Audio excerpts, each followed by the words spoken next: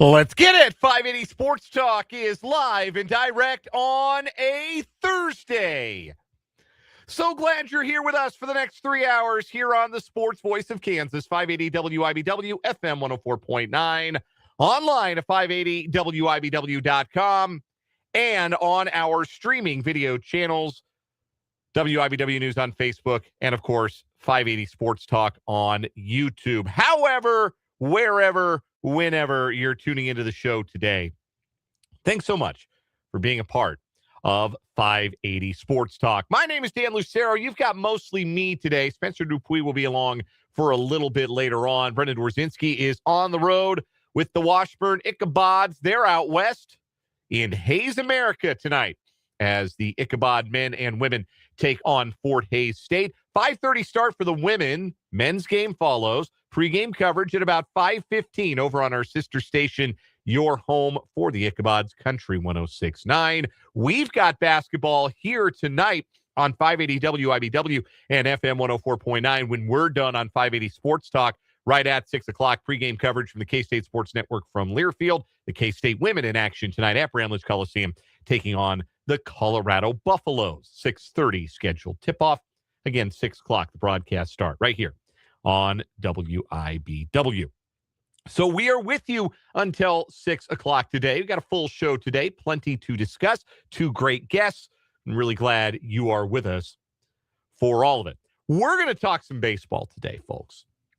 I'm starting to get that itch. You guys know, we've been friends long enough. I love basketball. I really enjoy football and the college versions of both of those sports. Almost like better than the pro versions in some ways. You guys know that. But baseball's my jam. You know that too. Baseball's my game. I love it.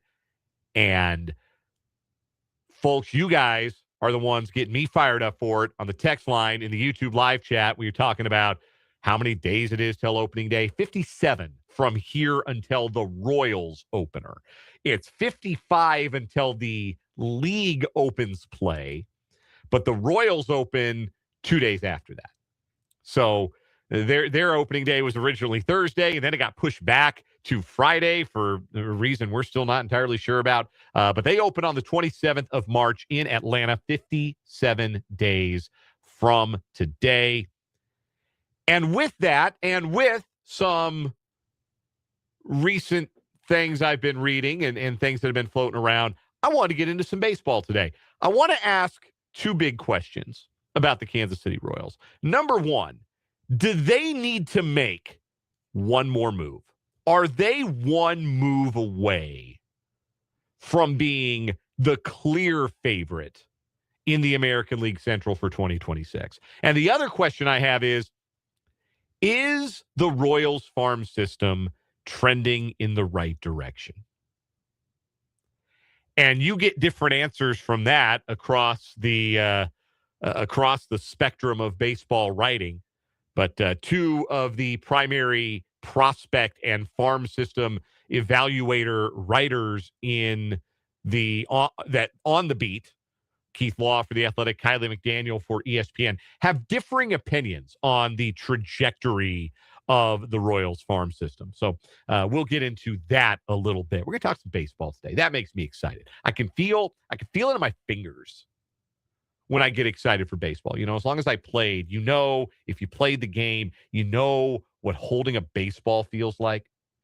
You know what those seams, those 108 stitches feel like beneath the pads of your fingers. And it gets to a time of year where I can just kind of feel it on my hands, on my fingertips, even when I'm not holding a baseball. I can feel it. The sun was out today. Don't look at the temperature. That's not important. The sun was out today. We're getting close, folks. We're less than 2 weeks from report day. If you want to get a real idea of how close we are to this really happening, less than 2 weeks from report day for the Royals in Surprise. So we are right there. We are on the cusp. And we're going to talk a little baseball on the program today. We're also going to talk some Chiefs. I saw a graph on Blue Sky yesterday. Blue Sky, the official app of sports, as it's known. And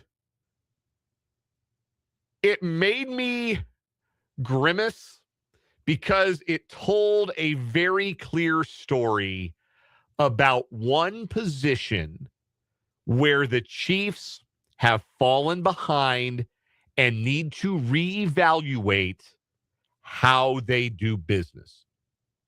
One position on the field where the Chiefs didn't get it right in 2025 and have invested some money, have invested some draft capital, but have not gotten it right and have fallen behind in regards to the sort of production that you need from that position. And I know you're saying, well, Dan, that could be a lot of positions. And you're right. That's a little thing in the biz called a tease. You're going to have to hang around a little bit for me to tell you which position it is that I'm talking about. But it jumps off the graph. When we get around to this, you might want to head over to the YouTube stream or the Facebook stream. Again, it's 580 Sports Talk on YouTube, WIBW News on Facebook, because I'll put the graph on the screen, and you're going to see the graph, and you're going to grimace and shake your head like I did when you see where the Chiefs players wind up on the graph. Well, 3 of them. There's one of them that's in a pretty good spot. But anyway, if I say anything else, I'll spoil it. I don't want to do that. I want you to hang around till 4 o'clock when we talk about that. We're going to get to that. We're also going to get to a 7-round mock draft from Pro Football Focus. They're easy ones to write for the Chiefs at this point because the Chiefs only have 5 picks in the upcoming draft that we know about. They might get a compensatory pick, but right now they got 5 picks in the draft. And it is very offense heavy in some ways that I agree with and some ways that I disagree with.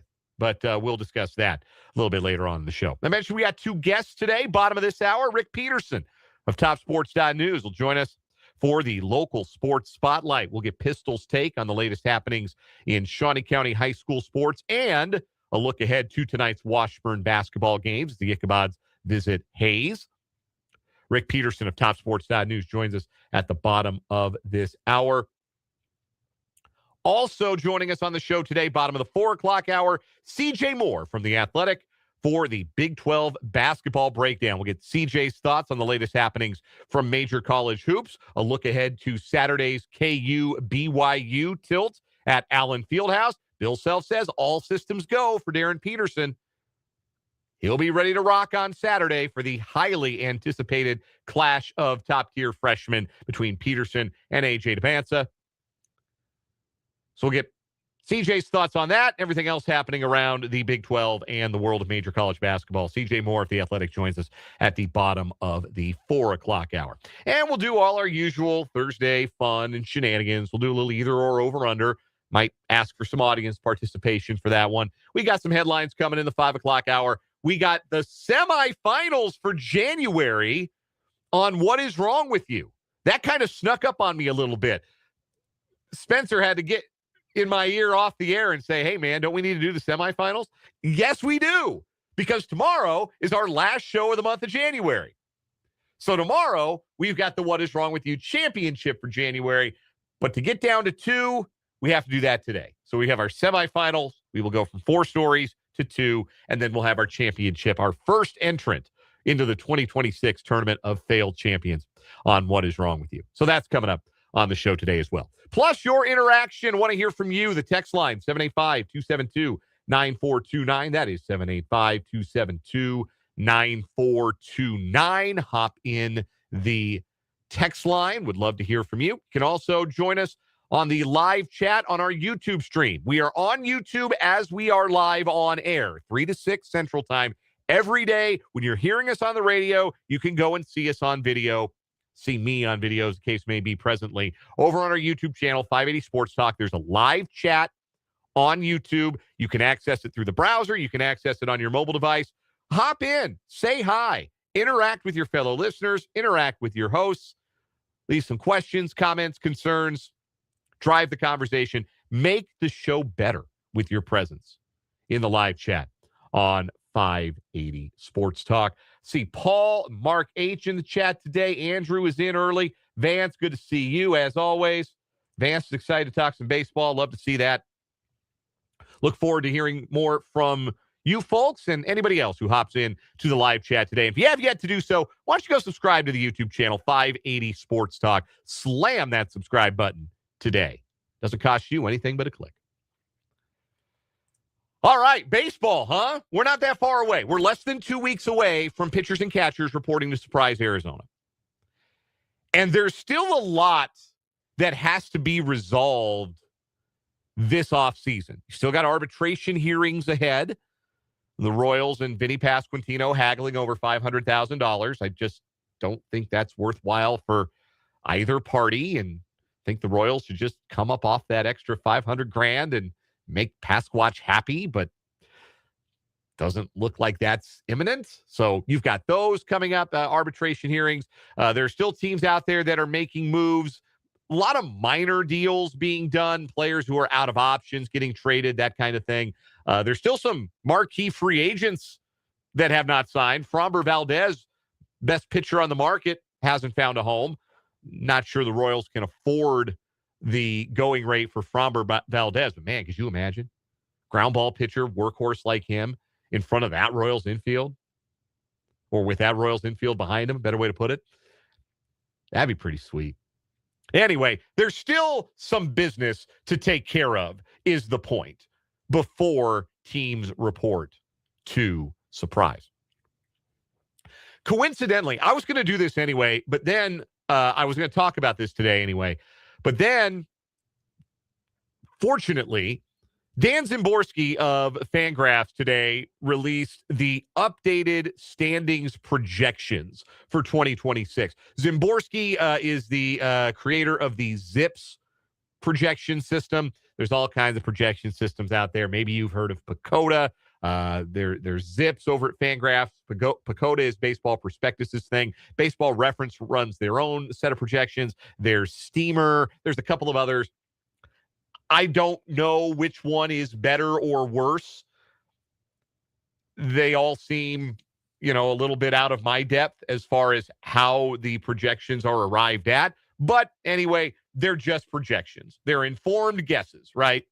And the latest set of informed guesses from the folks at Fangraphs came out today, based upon roster moves that have been made in the last month or two. In the latest standings projections from Fangraphs, the Kansas City Royals in 2026 are projected to win. If you want to do a drum roll, suit yourself. The Royals are projected to win 83 games, 83 and 79. The bad news is that's 4 games behind a wild card in the American League. That would be behind both Houston and the Yankees, who are projected to win 87 games. The good news is that would be even with the Tigers at the top of the American League Central. Nobody projects better than the Royals in the American League Central, according to, again, Fangraphs and the ZiPS projection system. 83 wins would be 4 better than Cleveland, 6 better than Minnesota, 14 better than Chicago, and again, dead even with the Tigers. And I think that feels about right about the expectations for the Royals entering 2026, to consider them co-favorites with Detroit. Cleveland has not gotten appreciably better. Minnesota has not gotten appreciably better. Chicago has, but they have such a long way to go that they're still not quite there yet. So, yeah, I do think with the rosters as they're presently constructed, it would be fair to say, yeah, Detroit and Kansas City, probably the 2 teams that should duke it out atop the Central. And certainly Cleveland's got a chance to be in that mix because they always find a way.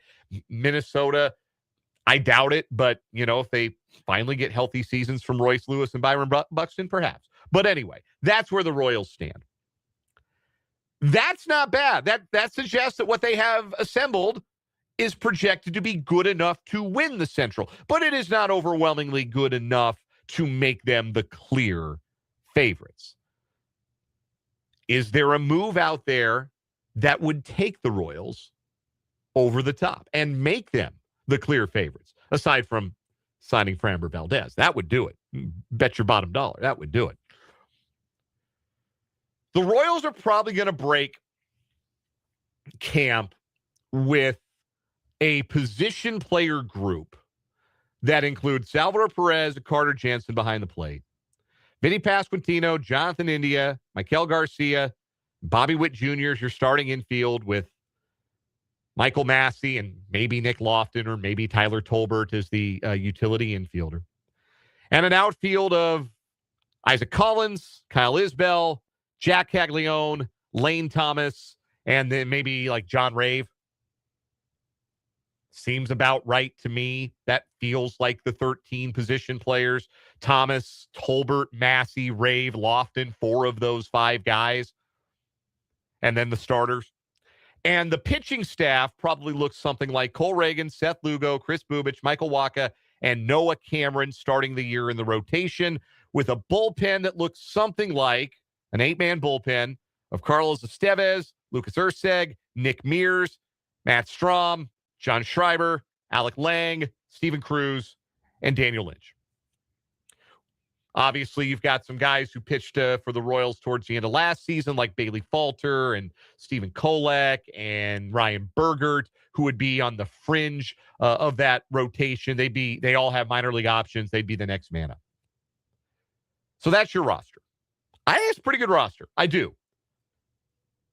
It still probably is a little overdependent on Jack Caglione and Carter Jansen being really good right away. I would like to see an upgrade of a right-handed bat who could play a corner outfield spot, who could take some DH at bats. Look, if Carter Jansen hits like he did at the end of last year, then you're not going to be able to get him out of the lineup. But also, that was a really small sample size for a really young player who's also going to do some catching and might end up being the regular catcher at the end of the year when all is said and done, because he might be a little better at it this stage in his career than Salvador Perez is at his. I'm not saying Salvy's never going to catch and is a full-time DH, but would it shock me if it were more of an even job share between the kid and the captain? It wouldn't. But if you're starting 9, if your guys you're going to write in the lineup in pen on opening day, and I'm not even sure how the lineup will necessarily look. I think you've got some options at the leadoff spot. I like Maikel Garcia leading off. Personally, that's how I draw it up if I were Matt Catrero. But you'd have Garcia at the top, then Bobby Witt Jr., Vinny, Salvi, Caglione. Then it gets a little murky. If you want to split up the lefties, you could put Isaac Collins in between Caglione and Jensen, who I think is going to get the primary DH at bats early. Jonathan India in 8th, Kyle Isbell 9th. Like if that's your everyday lineup, and you've got 4 of the 5, Lane Thomas, Michael Massey, Tyler Tolbert, John Rave, Nick Lofton. I think those are your 5 guys for 4 spots. All due respect to Drew Waters, but I think, no pun intended, that ship has sailed. I would love to be able to upgrade that John Rave or Nick Lofton roster spot with a better hitter.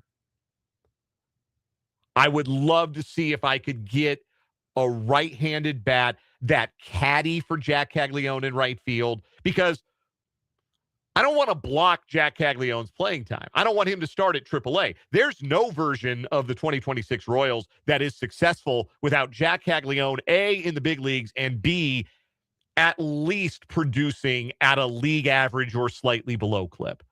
He was so bad last year. Unlucky. But also the production was what it was, and it wasn't acceptable. It wasn't big league caliber production. Was he unlucky or ungood? Which was it? I tend to think it was more the former. But I do think he'd benefit from not having to play against every tough lefty and the alternate option in the outfield being like just Lane Thomas. So I would love to see the Royals add one more bat. I would. I don't necessarily think they ought to trade a pitcher to do it. John Heyman had a tweet. The longtime baseball writer John Heyman had a post, a social post yesterday. It was all over social. It was X, it was Blue Sky. He posts on both, saying that there are at least a dozen teams out there that are still looking to acquire pitching. And all offseason long, there's been this idea that, just like the year before with Brady Singer, the Royals could trade from a surplus of pitching, starting pitching in particular, to try and bolster their offense. Royals tried to do that last year. It was well-intentioned. The Brady Singer for Jonathan India trade, it didn't really work out. Singer was pretty darn good in Cincinnati, and India was not in Kansas City. I think India can be slightly better in 2026, not being yanked around the diamond, but we'll see. Right now, early returns on that deal are not very good. So the idea is, well, now you've got a 5-man rotation lined up that you really feel good about. Ryan Bergert was effective last year. He's not going to start the year in the big leagues. Bailey Falter's been a consistent big league starting pitcher. He's been in the bigs for 4 or 5 years. He's not going to be in the big leagues. Stephen Kolek's not going to be in the big leagues. Luinder Avila is knocking at the door, but not going to be in the big leagues. Well, gosh, golly gee, that's 4 guys you feel really good about down at AAA, backing the 5 guys you've got in your starting rotation in the bigs. That's a surplus. Why not trade from a surplus? The answer is very simple.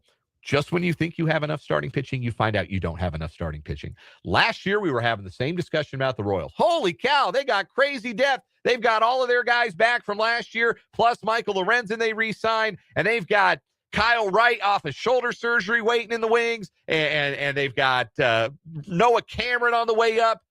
That did work out. But, like, Alec Lang got hurt. We may never see him again. He's gonna miss all of 2026. We might never see Alec Marsh again. Never saw Kyle Wright. He's out of the organization now. And would have been nice to have had that depth when guys like Lugo and Reagans and Bubic all hit the injured list for extended time throughout the season. If you think you have enough starting pitching depth, you don't. And I think it would be foolish for the Royals to trade Chris Bubic, even though he's on the last year of arbitration and will probably be too expensive for the Royals to maintain in 2027 and beyond. Are you trying to win in 2026 or not? And if you aren't winning in 2026, you can revisit that at the deadline and maybe get a bit of a haul for Chris Bubic. But I say you try to win with this group in 2026, and that includes Bubic. Even if you lose him for nothing next year, oh well. Try to win this year. That's a really good starting rotation. The depth is quality. It is. But there's never enough. So don't go thinking, well, we can just trade Chris Bubic and everything will be fine. Number one, Chris Bubic, lest you forget, was an all-star last year. Number two, you're going to need the kind of depth that you did not have last year, that it turned out you did not have last year. Had the Royals had that depth that they ended up with towards the end of last season after they made the trades for Falter and Kolek and Bergert, if they'd had depth like that early in the year, they could have ridden out the absence of Reagans a lot more easily. They could have ridden out the absence of Lugo more easily. That might have been the difference between the playoffs and not. So don't trade from pitching depth. Yes, you have some nice pitching depth, but it's never enough pitching depth. The moment you think you have enough, you will find out that you do not. We'll take a quick break. When we come back, is the Royals farm system getting better? Keith Law says yes. Kylie McDaniel says not so fast. What do I think? What do you think? We'll talk about it. Then Rick Peterson will join us with TopSports.news for the local sports spotlight. Text line 785-272-9429. You can also get at us in the live chat on our YouTube stream, 580 Sports Talk. We're just getting started on this Thursday on 580 WIBW.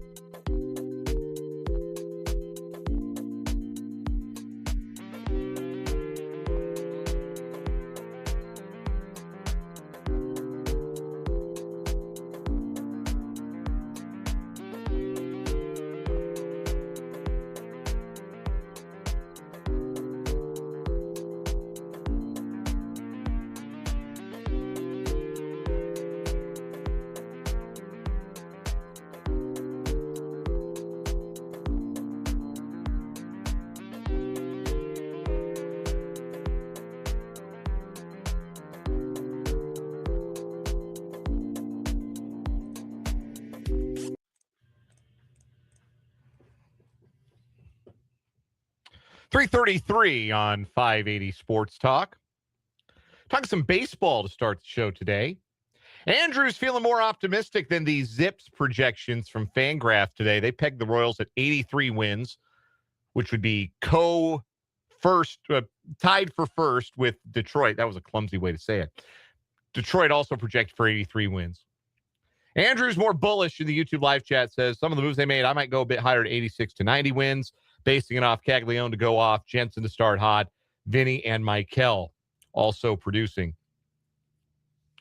I think if they get the kind of year that it's possible to get from Jack Caglione, I think if Cags is an average hitter, like if he's a bang average, like WRC plus a 100, where he's giving stuff away on the strikeouts and the batting average isn't real high, but the home run power is there. Like that's probably what that looks like, where maybe he only hits about 230, but he hits 25 home runs. Then I think that the ceiling is a bit higher than 83 wins. Probably does get up to the mid 80s. And if what we saw from Carter Jensen at the end of last year was no fluke, if that's the case, then you're talking about a lineup whose weak link is Kyle Isbell, and then there really isn't one after that. If there's even a dead cat bounce from Jonathan India and he doesn't just continue to get worse. Like a lot fewer weaknesses in that lineup than we've seen in the last couple of years. That's for sure. That's just the thing for the Royals is there's a drag factor on their lineup with some of the lack of production they've gotten, the lack of production at second base last year, the lack of production in the corner outfield last year. If they could just be okay, if they could just be average to slightly below instead of well below, like you can carry one bat that isn't much, like Isbell, but you can't carry a bunch. Both Keith Law of The Athletic and Kylie McDaniel of ESPN have put out their rankings of the farm systems in Major League Baseball, the minor league systems, from 1 to 30. Kylie McDaniel is the pessimist, so we'll start with him. Last year, he had the Royals ranked 22nd. This year, he has them ranked 24th. He does say nice things about the Royals' most recent draft and one of their top prospects, a name you're going to want to file away. McDaniel on ESPN writes, the Royals took two of my favorite players in the 2025 draft in shortstop Josh Hammond and right-handed pitcher Michael Lombardi, and they have one of my favorite lower-level pitchers in baseball in right-handed pitcher Kendry Chourio. Catcher Carter Jensen will be a factor on the big league team this year, but the rest of the system is made up of mostly role players and higher variance types, end quote. So a little bearish, Kylie McDaniel. But Kendry Chourio, remember that name. Remember that name. Keith Law writes about him, too, in his explainer as to why he's got the Royals after a handful of years where the Royals have been a bottom 10, if not bottom 5 consensus system in baseball. He's got them up out of the bottom 10. He's got them up to number 19, and this is what Keith Law wrote in The Athletic. Quote, my pick to make a big leap this year. The Royals have now banked 2 strong drafts under new scouting director Brian Bridges. They also have a lot of catching depth, and they have some very intriguing guys in the low minors from their international scouting efforts, led by the pitching prospect with the best command in the minors in Kendry Chourio. Of course, if they contend again, they might end up trading some of those guys, but I see a ton of upside in this system right now. Their low A club in Columbia, South Carolina will probably be loaded to start the year. Kendry Chourio, best command in the minors. And he was pitching stateside. He was pitching at Columbia last year at 18 years old. If that's not a name you know, that's a name you're going to want to know. That's going to be a guy every 5 days. You're going to want to check the box scores, see how he does, because he is exciting. Keith Law's got him in the top 100. Kylie McDaniel only had one Royal in his top 100, Carter Jensen. Keith Law had Blake Mitchell in his top 100, the first-round pick 2 years ago, and Chourio was in his top 100. So things to get excited about happening down on the farm. Been a while since we could say that, but I side with Keith Law. I think they're moving in a really positive direction down on the farm, and I'm super excited about Chourio. Could not be more excited. We'll take a break. When we come back, we got the local sports spotlight with Rick Peterson at TopSports.news on 580 Sports Talk.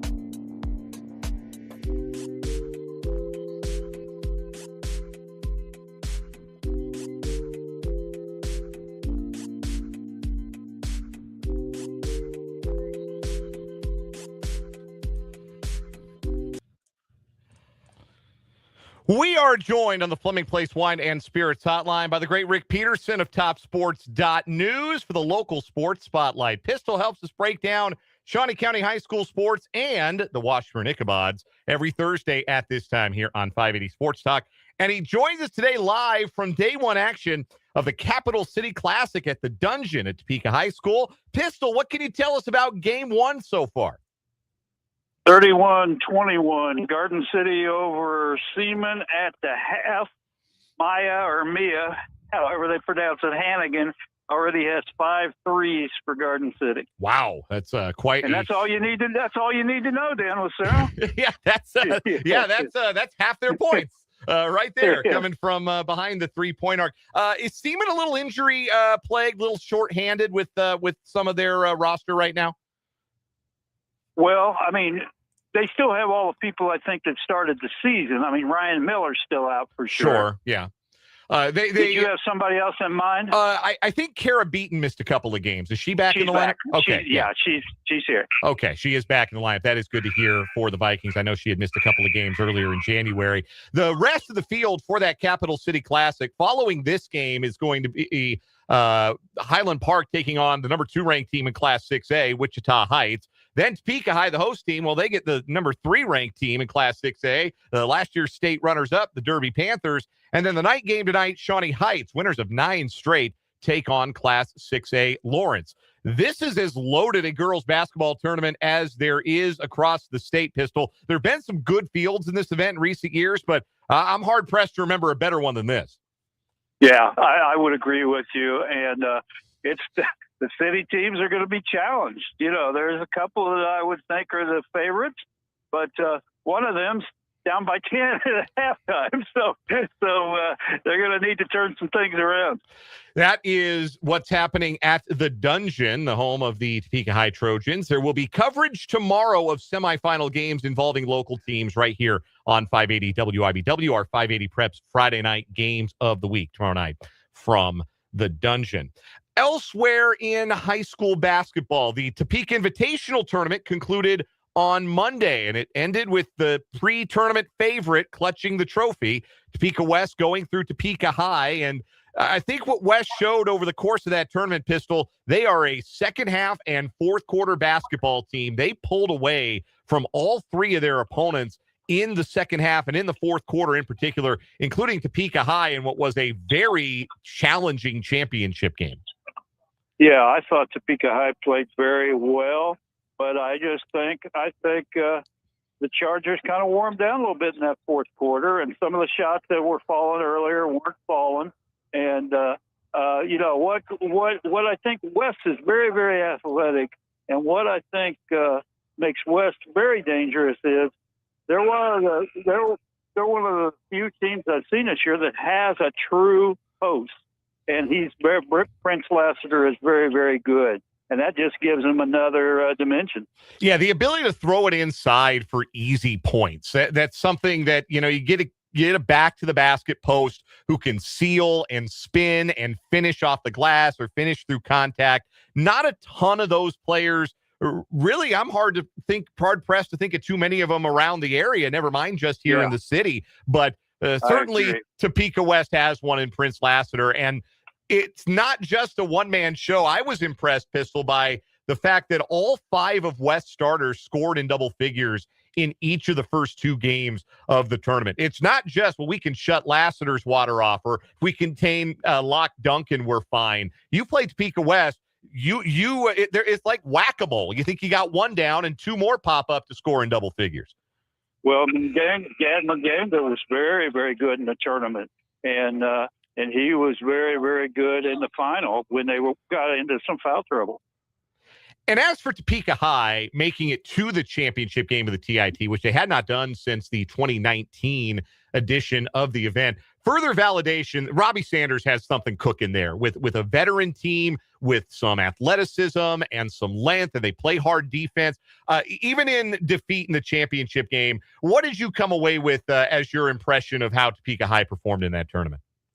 I think some people are going to look at that and not want to play, know the Trojans aren't a sure win, and they're not going to want to play them late in the year, because I think I think High's just going to continue to grow and continue to get better. And I really, really like the job that Robbie's doing. Our guest is Rick Peterson of TopSports.news. It's the local sports spotlight here on 580 Sports Talk, covering all things Shawnee County High School sports and the Washburn Ichabods. Also, a good tournament week this past week for some other area teams, including the Care Paravel boys, who win the Flint Hills League tournament in just their second year in the league. They've proven to be the top dog. Their winning streak continued with a hard-fought win over Centralia earlier this week. Chip Kiefer's got a legitimate state tournament contender there, Care Paravel, it seems. Yeah, I believe he does. I think both Care Paravel and Rossville could make some noise in the 2A ranks. And Hayden won the Baldwin Invitational, including beating the host team, a very good Baldwin team, in double overtime in the finale. They backed that up earlier this week with a home win over Shawnee Mission West. What's been the secret for Dwayne Anthony's Charges starting to find their footing and put a run of wins together here as January comes to a close? Well, probably several things, but I tell you what, I think maybe the biggest thing is they got some practice time in. You know, they came right off of football and had to go right into basketball. They had 6 games in their first tournament, 2 tournaments, 6 games right off the bat. And I just think now they're kind of finding their team a little bit. Rick Peterson joining us on the Fleming Place Wine and Spirits hotline. This is the local sports spotlight. We do it every Thursday at this time here on 580 Sports Talk. From the high school hardwood to the college game, Washburn on the road at Fort Hays State tonight. Always tough games. Washburn's the only team to beat the Fort Hays State women this year. What does Laura Westling's squad have to do to avoid what I'm sure will be a very motivated Fort Hays team coming out and just putting big distance between them early? They'll probably have to play their best game of the season. I mean, it's always tough to win in Gross Coliseum, and they're gonna have something to prove. The Tigers are, because they're not used to losing much, and to lose to Washburn earlier, I think they're going to be really fired up. And I think the men's are the same way. The men's, I think, was a 7-point game or something the first time. So it's going to be a challenge for both Washburn teams. For the Washburn women, they had struggled to get their offense going, had a very low-scoring win last in their midweek game against Northwest Missouri State last week, but busted out a little bit, got over and into the 70s in their win Saturday over Missouri Western. What's going to be the key for Laura Westling's squad to continue to produce at that level offensively and give their stellar defense a chance to really take control on the other end? Well, I think that one of the big things is Peyton Sturk had a season-high 22 the other day, and I think if she gets her scoring go, and you also have Yabari Idada going inside, it's going to be tough for teams to beat them. The men's game tonight, which of course will follow the women's game, and you'll be able to hear all that action over on our sister station, Country 106.9, with Brendan Dworzinski on the call. The men won by 7 over Fort Hays State last time out and scored a season low 73 points. 73 is a good number some nights, but that's a season low for Washburn. How can they control the tempo of this game against Fort Hays State that likes to kind of dirty the game up a little bit? That's a very good question, Dan, because Hayes knows what they want to do, and you just had a good way of putting it. Muddy it up. They don't want to be pretty, and they don't want you to be pretty. So it's going to be, if Washburn could get out and get their offense going earlier, that might take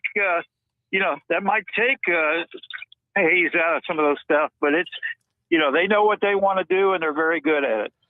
Wrapping things up with Rick Peterson of TopSports.news here on the local sports spotlight on 580 Sports Talk. You got out to cover some bowling last night. Shawnee Heights had a nice senior day, swept all 4 championships in their 5-school meet at Gage Bowl. Chevy Stahlbomber bowled a 300 game, not at that event, but at an event earlier. Already 2 300 games in the city this year. That seems like that's happening kind of fast. Well, probably sick of hearing me say this, but Topeka is a bowling town. And so anything those guys do doesn't really surprise me. They're, some of those kids have bowled since they could walk, and that shows.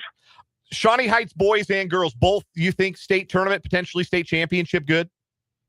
Well, I think the boys, are a little more seasoned and got some senior leadership and some really experienced bowlers. I think the girls are still kind of finding their way, but, they had a sophomore that won the tournament yesterday. So they're coming. And one last one for you, Pistol. The city championships in swimming are today, the Topeka City Championships. What's your read on what that might look like, and which swimmers are you looking for the big performances from at the city meet? Well, Washburn Rural's kind of dominated, and I look for them to dominate it again. But, there's other teams, Hayden and Seaman, they got some very good swimmers. And I think it'll be entertaining. I got Todd Fertig over there and Rex Wolf, and I think they're going to have plenty to cover. This is a pretty good year for Hayden in the pool, isn't it? About as good as they've been in a little bit? Yeah, I think so. And I think, again, they seem to be coming on, and now you're getting down to the nitty-gritty with city, league, state. And, I think they're going to have some people that are going to make some noise. Rick Peterson covers all of the local sports for TopSports.news, Shawnee County High School sports of the Washburn Ichabods. You'll read him and his staff covering all of the events. It's a big, busy weekend in high school sports and with the Washburn Ichabods, and you can read all about it at TopSports.news. You can catch Pistol on the local sports spotlight every Thursday at this time here on 580 Sports Talk. Pistol, always a pleasure. We'll talk to you soon. I'll see you tomorrow. Sounds good. That is Rick Peterson. We'll take a timeout. When we come back, we will wrap up this opening hour of 580 Sports Talk.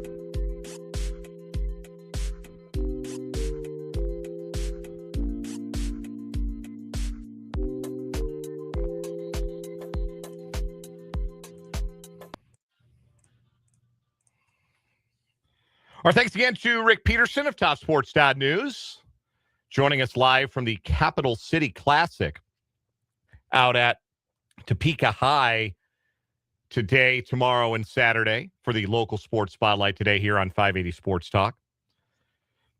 Again, right now, Seaman taking on Garden City in that tournament. Garden City had a 10-point halftime lead over the Lady Vikes. Following that will be Wichita Heights facing off against Highland Park. Then it'll be Topeka High and Derby at 6 o'clock. And then at 7:30, it will be Shawnee Heights and Lawrence. We will have winners bracket semifinal coverage of local teams tomorrow on our 580 Preps Game of the Week. So stay tuned. We'll let you know tomorrow when we're going to be on the air. Pay attention to our social channels, 580 Sports Talk on X, WIBW News on Facebook, and we'll let you know when we'll be on the air, which games we'll have for you. It'll be myself and the coach, Larry Latimer, making his return on the call for you tomorrow night. And, of course, there will be a scoreboard show to follow with Eric Peterson, a Kansas High School basketball scoreboard show, 10 o'clock here on the flagship station of the Kansas Information Network, 580 WIBW and FM 104.9. Still to come on 580 Sports Talk today. We're going to talk a little Chiefs next hour. CJ Moore will join us at the bottom of the 4 o'clock hour for the Big 12 basketball breakdown. Got a lot of headlines. Going to talk about a 7-round Chiefs mock draft that's out there in the wild. Lots more great stuff to get to. But I did want to mention this. I would be remiss if I did not wish each and every one of you, even those of you who might be listening or watching outside of the borders of the Sunflower State, a very happy Kansas Day. Yes, today is Kansas Day. I have lived in Kansas, I guess you have to say off and on, because there was a brief stint back in my home state of Colorado. But I first moved to Kansas in April of 2013 and have lived in Wichita, have lived here in Topeka, have lived in Colby, have traveled all over. There's not much of this state that is uncharted territory for me. It has become the place where I have settled down. I met my wife here. She's a local. We got married here. We started a family here. I've made my career a bit of a reputation, hopefully a good one here. So Kansas is a special place to this transplant. And so I celebrate Kansas Day today and celebrate a state that founded on being on the right side of history. And may Kansas and may Kansans always seek to be and remain on the right side of history. Coming up next hour, the position that the Chiefs need to rethink in the offseason might not be the one you're thinking of. Plus, our What Is Wrong With You January semifinals and CJ Moore. That's coming up in the 4 o'clock hour of 580 Sports Talk.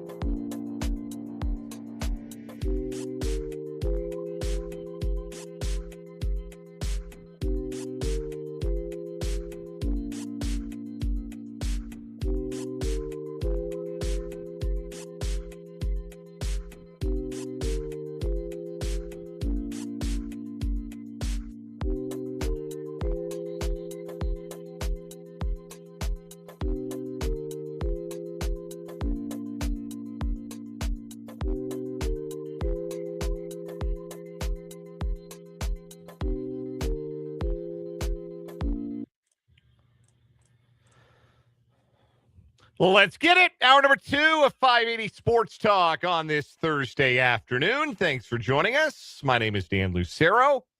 Hanging out with you until 6 o'clock this afternoon and evening on the Sports Voice of Kansas, 580 WIBW FM 104.9, online at 580WIBW.com, and in living color on our YouTube channel, 580 Sports Talk, and our Facebook page, WIBW News. Glad you're here. However you got here, wherever you're listening from, thanks for tuning in. Again, we're with you until 6 o'clock tonight, at which point we will hand it off to the K-State Sports Network from Learfield. That's where we'll pick up K-State women's basketball coverage tonight. 6:30 tip-off at Bramlage Coliseum between the Cats and the Buffs. Colorado in town for Big 12 action. And the pregame show will start right at 6 o'clock right here on 580 WIBW and FM 104.9. That means we've got 2 more hours to spend together. We'll talk a lot of Chiefs here in the next couple of hours, including the one position the Chiefs maybe have to reevaluate for 2026. And we'll take a look later on in the show at a 7-round mock draft for the Chiefs that Pro Football Focus put out earlier today. One of the first ones that I have seen as far as 7-round mock drafts go from a national source, not a Chiefs source. Only 5 picks. Chiefs should get I think I've read that they're going to get 6, so I think there will be a compensatory pick in there somewhere, but it's not a lot of picks. It's not a full component of picks, is what it boils down to. How will the Chiefs use the 5 that we know for sure that they have? Well, Pro Football Focus has an idea. We'll talk about that a little bit later on. We got headlines as well. We got the January semifinals for What Is Wrong With You. We are down to 4 stories. Spencer Dupuis will jump in and help us get down to 2 here in just a little while. Got a great guest coming, bottom of this hour. Our friend CJ Moore, the best college basketball feature writer in America at The Athletic, will join us for the Big 12 basketball breakdown. Have to ask him how it felt to get his Keaton Wagler feature out to the world 24 hours before Wagler put a 46 spot on Purdue's head at Mackey Arena on Saturday afternoon for everybody to see. I have to imagine that felt really good for CJ Moore. That's like the inverse of the Sports Illustrated cover jinx, right? You guys remember when Sports Illustrated printed a magazine and it came to your house every week and it made kids, generations of kids like me, fall in love with sports and want to cover sports for a living. And now they don't do that so much anymore. Like, you can still subscribe to Sports Illustrated, but it's not the weekly publication. It's a little bit more built on what they do online. They still have great writers. Our friend Matt Verderam writes for Sports Illustrated. The quality of the coverage has not slipped, but it's not the Sports Illustrated that you and I grew up with. And things change. But you remember that? You remember when Sports Illustrated would come out with a cover every week? And I used to be just so excited to get to the mailbox. I tried to get there before my dad so I could see it first. I'd go through it before he could. And just seeing who was on the cover was the biggest thrill. And if it was one of your favorite players or your favorite team that made the cover, man, there was nothing better. You saved him. I've still got old Sports Illustrated issues, I'm sure, socked away back at my parents' house that I kept because it was a player I liked or it was a team that I rooted for. But you remember the cover jinx, right? Where you'd end up, you get an athlete on the cover and then they lose a big game or they go in a slump or what was the one year Sports Illustrated said, who's the team to beat in baseball? The Cleveland Indians. This is like the late 80s. They put like Corey Snyder on the cover. The Cleveland Indians are the team in 1988. And they were not the team in 1988. I can tell you that right now. Whatever year it was. They weren't the team for many, many years. Still won a title since 1948. But, you remember the SI cover jinx. Our guy CJ Moore experienced the opposite of that because he had a feature on Illinois guard, former Shawnee Mission Northwest Cougar, Keaton Wagler, and I think it came out on Friday. I think it came out the day after we had him on last week. It came out Friday. And then on Saturday, Wagler scores 46 and Illinois wins at Purdue. You talk about perfect timing. So we'll ask CJ what that felt like, and we'll also get his thoughts on everything else going on in major college basketball through the lens of the Big 12. We'll get his thoughts on KU and BYU coming up on Saturday. That's all coming up with CJ Moore. Great point from the text line. And you can chime in on the text line throughout the show, 785-272-9429. No, never fell victim to the Sports Illustrated cover jinx. 785 says, Kathy Ireland was never jinxed. That's true. That's true. Never could beat my dad to the mailbox for that issue, especially when I was maybe a little too young to be really looking at the swimsuit issue. No, that was the one. That was the one that my dad would make sure I didn't see. That was one. I think when I was a kid, I just thought they skipped delivery for a week. I was like, wait a minute. We not get a magazine this week? What's going on? My dad would be like, nope, sure didn't. I don't think I got wise to it until I was like 8 or 9 years old, maybe a little older. But, yeah, I remember those days. I remember those days fondly, too. Just things are different. We live in a different time now. Anyway, 785-272-9429 is the text line. And you can interact, of course, in the live chat on YouTube as well. Love to see you in the YouTube stream. 580 Sports Talk is the name of the channel. Go subscribe to the channel if you have not already. All it costs you is a click. And you can interact with your fellow listeners as we go along, as we broadcast live every day from 3 to 6 Central Time. If you have the ability to get over to the YouTube stream or watch us on Facebook, WIBW News, same images. I'm going to put up a graph here in a little bit that really explains a lot about a certain aspect of the Chiefs this last year and really shows why the Chiefs need to rethink a certain position on the field. We'll have some Chiefs headlines later in the show. They're continuing to add to their coaching staff and seeking further additions to their coaching staff as well. And we'll get to that mock draft coming up in the 5 o'clock hour, that 7-round mock from Pro Football Focus. We have talked a lot with regards to the Chiefs about the offense being stale in 2025, feeling stale, and it did. That was, I don't think, a minority opinion. I think that was an opinion that was fairly widely shared, was that what the Chiefs were doing on offense felt a little bit stale, felt like teams were a little bit wise to it, and it felt like it had broken down into just do your best, Patrick Mahomes. Save us, Patrick Mahomes. Make a play, Patrick Mahomes. Like, it's kind of what it felt like the offense had boiled down to there for a while.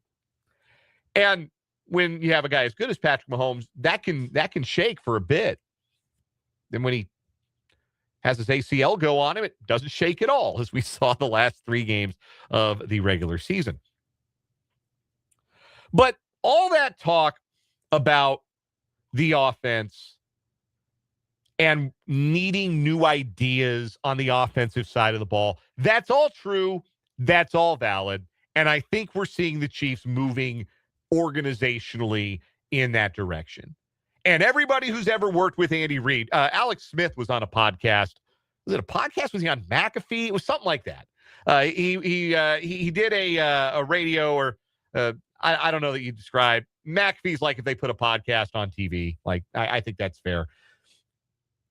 He did an interview where he talked about just how much Andy Reid enjoys trying new things, innovating, evolving. That's always been the way that he's been. And I wouldn't expect anything different. I would not expect Andy Reid, even though you're not getting like detailed answers in the press conference from him about how specifically they're going to make sure the offense evolves. I would be shocked if you came out next year and saw the same stuff, the same exact stuff. I don't know how it will be different or to what degree it will be different, but there's going to be some new stuff. There is. I believe that. And there should be. There has to be. But we haven't really talked about that in regards to the Chiefs' defense, which we know over the last 2 years has struggled to generate negative plays. It's hard to stop teams from scoring in the NFL anymore. A 20-yard drive can be points in the NFL. You give up 20 yards after a touchback at the 35-yard line. They got guys making 60-yard field goals with regularity. 25-yard drive, field goals in the upper 50s being made with regularity. 30-yard drive, you hold a team to 30 yards on a drive, that used to feel really, really good. That used to be a punt. Oh, you got 3 first downs? That's nice. If you don't get a fourth, you're punting. You get 3 first downs on a drive now, that's 3 points, at least. So it's harder to keep teams from scoring. What you have to do to keep a team from scoring in the modern NFL is you have to generate negative plays. And the Chiefs defense the last 2 years has not generated enough negative plays. What are negative plays? Sacks and turnovers. And the Chiefs have not been a good turnover defense, and we're not a good turnover defense in 2025, and they have had their sack totals dramatically drop off over the last 2 seasons.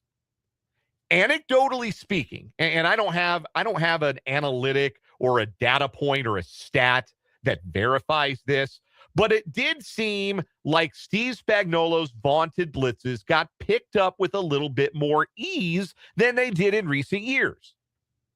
So while we've talked plenty about needing new ideas on the offensive side, the Chiefs need more ideas, new ideas on the defensive side.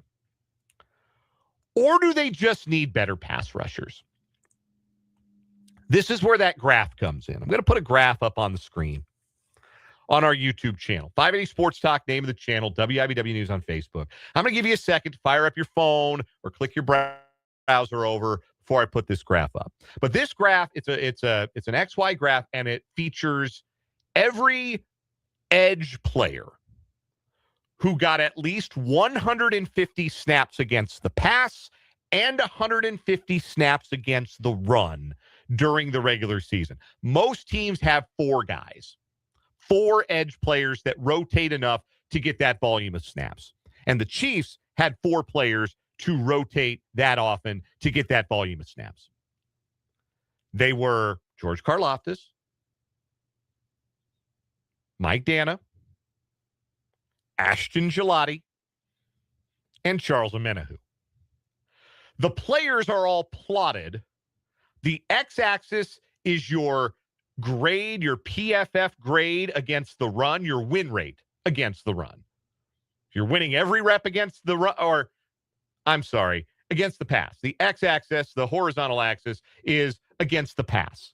If you won every single one of your pass rush reps, you got 100% win rate. You win a little less than that, you can go all the way down to 0. You never won a rep. Same with running against the run. Your run block win rate. Did you win your reps against the run? Did you not win your reps against the run? Further on the x-axis, further on the y-axis you go, the better you did. So if you're in the top right corner of the graph, that means you're awesome against the run and the pass. That means you're Myles Garrett. Okay? Myles Garrett lives at the top of this graph. If you're way down at the bottom of the graph, you might be Mike Dana. Here's the graph. It's going up on the YouTube right now. I'm going to go ahead and make sure you can see it all. So you have the pass rush grade percentile on the right. You have the run rush grade percentile on the left, your y-axis. And you see your top right corner is elite guys. Guys you know are stud edge rushers. Myles Garrett, Max Crosby, Will Anderson, those guys. Alex Highsmith of the Steelers, Byron Young of the Rams. Those guys all up in the top right. Aiden Hutchinson's there. Micah Parsons is out there. Nick Herbig of the Steelers is out there. George Karlaftis is not quite in that neighborhood, but he's not far off. George Karlaftis was just outside of the 80th percentile in pass rush grade and just outside of the 80th percentile in rush defense grade percentile. Good, solid player, George Karlaftis. Don't have any complaints about George. Good player. And on a reasonable contract, because you can see that also up in that top right-hand quadrant, if you're looking at the graph, is Greg Rousseau of the Bills. And Karlaftis' contract essentially is Rousseau's contract. They make the same kind of money. But then you look for the other Chiefs on this graph. And Mike Dana lives all the way down in the bottom left. Top right, good. Bottom left, bad. Mike Dana outside the 20th percentile in both pass rush and rush defense grade. He lives in a neighborhood with a bunch of guys I never heard of.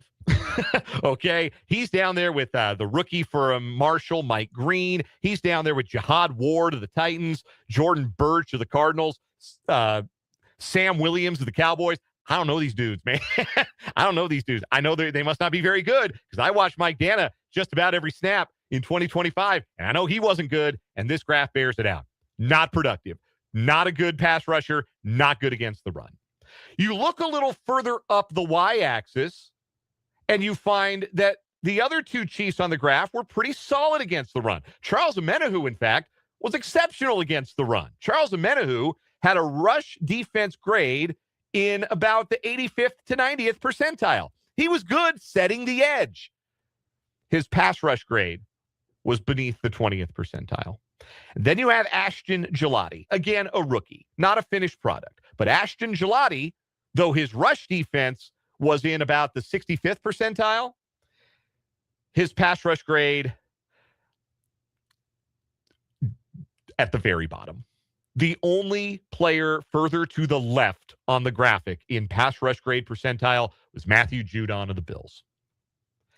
Ashton Gelati, complete non-factor pass rusher. Complete non-factor. Decent enough against the run, and that's a playable skill. Look, you have to be able to play the run if you're going to play. And that's a Spags defense thing for years, right?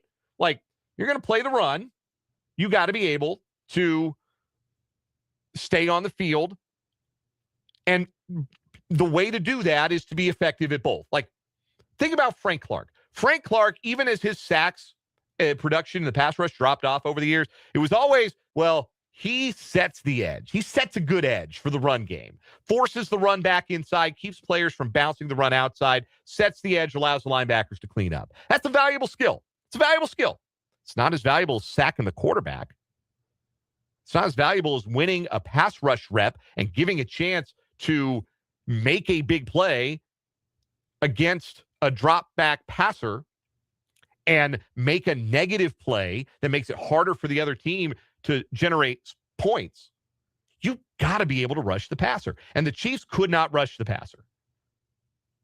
So the Chiefs have valued a certain skill set from their edge players. And you can really see it pretty vividly in this graph where Karloff all around solid player, but Gelati and Omenihu, solid edge setters, non-factors as pass rushers. It's really surprising to see that about Omenihu. I bet that's not what you would have thought. Maybe by the numbers, you might have thought he wasn't a very effective pass rusher, and this graph bears that out. But maybe you didn't realize how effective he was against the run last year.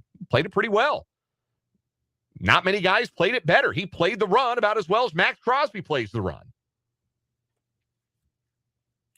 But my argument is that the Chiefs need to go into this offseason and find themselves some edge rushers that, okay, if they're a little smaller than the typical edge that Steve Spagnuolo likes, he likes big edges, right? 270 pounds or bigger. Like Omenihu's 6'5", 280, right? Like 280 is huge for a defensive end. Karlaftis, 265. Dana, 257. Gelati, 270. Like big edge, set the edge. You got to find maybe somebody a little lighter, but with a little more bend and the opportunity to impact the game as a pass rusher. And the heck with them stopping the run. Get them out there on third down, because here's what has happened over the years. I think the Chiefs have been able to lean on this idea that we'll let our edges just be big bodies who can play both the run and the pass. And we're not going to be too concerned about having them all be great pass rushers because we have the great interior pass rusher in the league, and his name is Chris Jones. Well, Chris Jones is no longer the great interior pass rusher in the NFL. And the numbers are trending in a direction where maybe he's no longer great at all. Maybe he's just good. And he is. He's still good. This is not me writing off Chris Jones. But now that he's no longer that top-of-the-chart elite producer of sacks and negative plays, the Chiefs need to start finding that from the edge. That's why the thought of Reuben Bain or Akeem Messidor in a Chiefs uniform It's really, really appealing. Messidor might be a little small for Spags' liking. If he's there at number 9, or Bain is there at number 9, you got to think that would be tempting. But that's the position I think the Chiefs really need to reconsider, is the edge, what they ask of their edges, and the requirement being, okay, it's great that you set the edge, you can play the run, that's wonderful, but you got to be able to get to the quarterback. You got to be able to win a one-on-one. And they got too many guys who couldn't do that, and that's why they don't sack the quarterback. We'll take a timeout here at 580 Sports Talk. We'll come back with our What is Wrong with You January semifinals. That's coming up on 580 WIBW.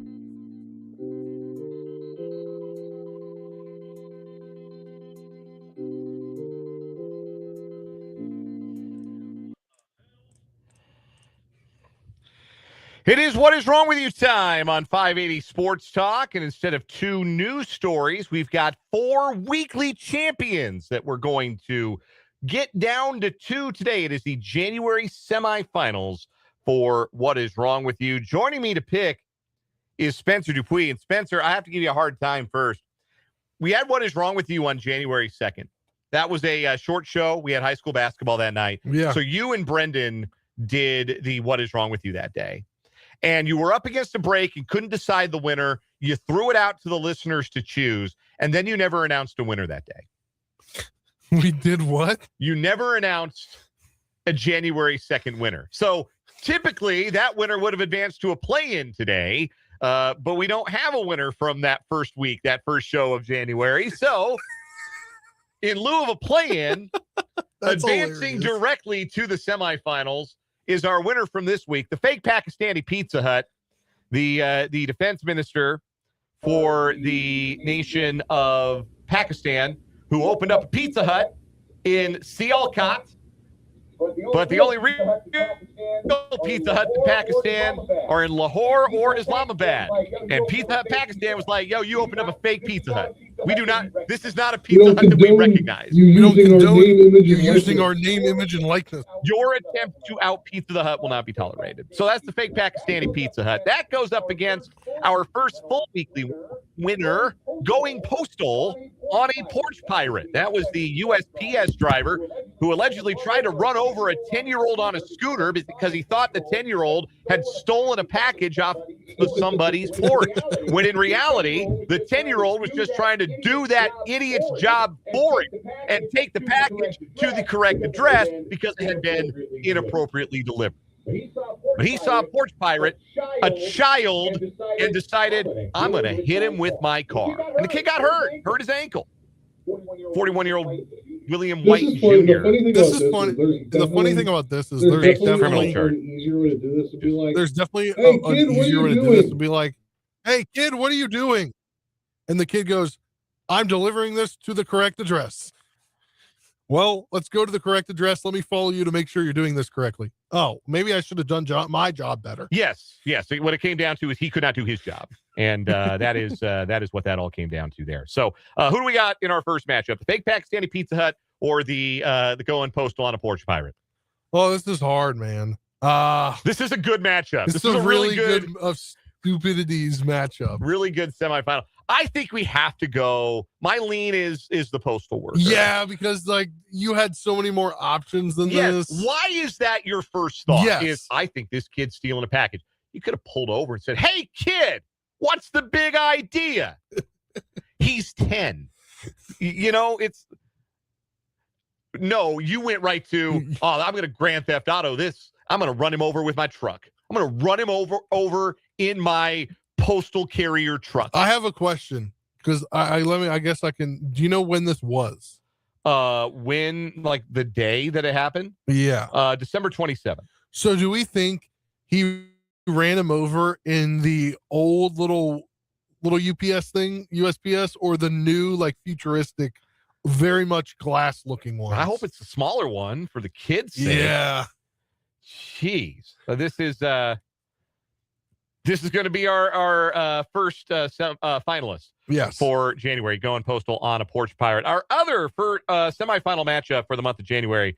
Catch him if you can. That was last week's winner, the 33-year-old former flight attendant for a Canadian airline who pulled a Frank Abagnale Jr. and posed as a commercial pilot and current flight attendant to obtain hundreds of free flights from U.S. airlines. That's really smart, though. He's indicted on wire fraud charges. 33-year-old Dallas Pecornik of Toronto. He used fake employee ID from his former employer, Air Canada, to obtain tickets reserved for pilots and flight attendants on 3 other airlines, which we have determined were Hawaiian Airlines, United Airlines, and American Airlines. He was now free to he is now no longer free to move about the country, but he was pretty freely moving about the country back in the day for 3 years. He had pulled off this for 3 years, hundreds of free flights. That goes up against, wait, these aren't my jeans. There's a lot to this story from Putnam County, Florida. 58-year-old Wendy Messer arrested after a food-related altercation.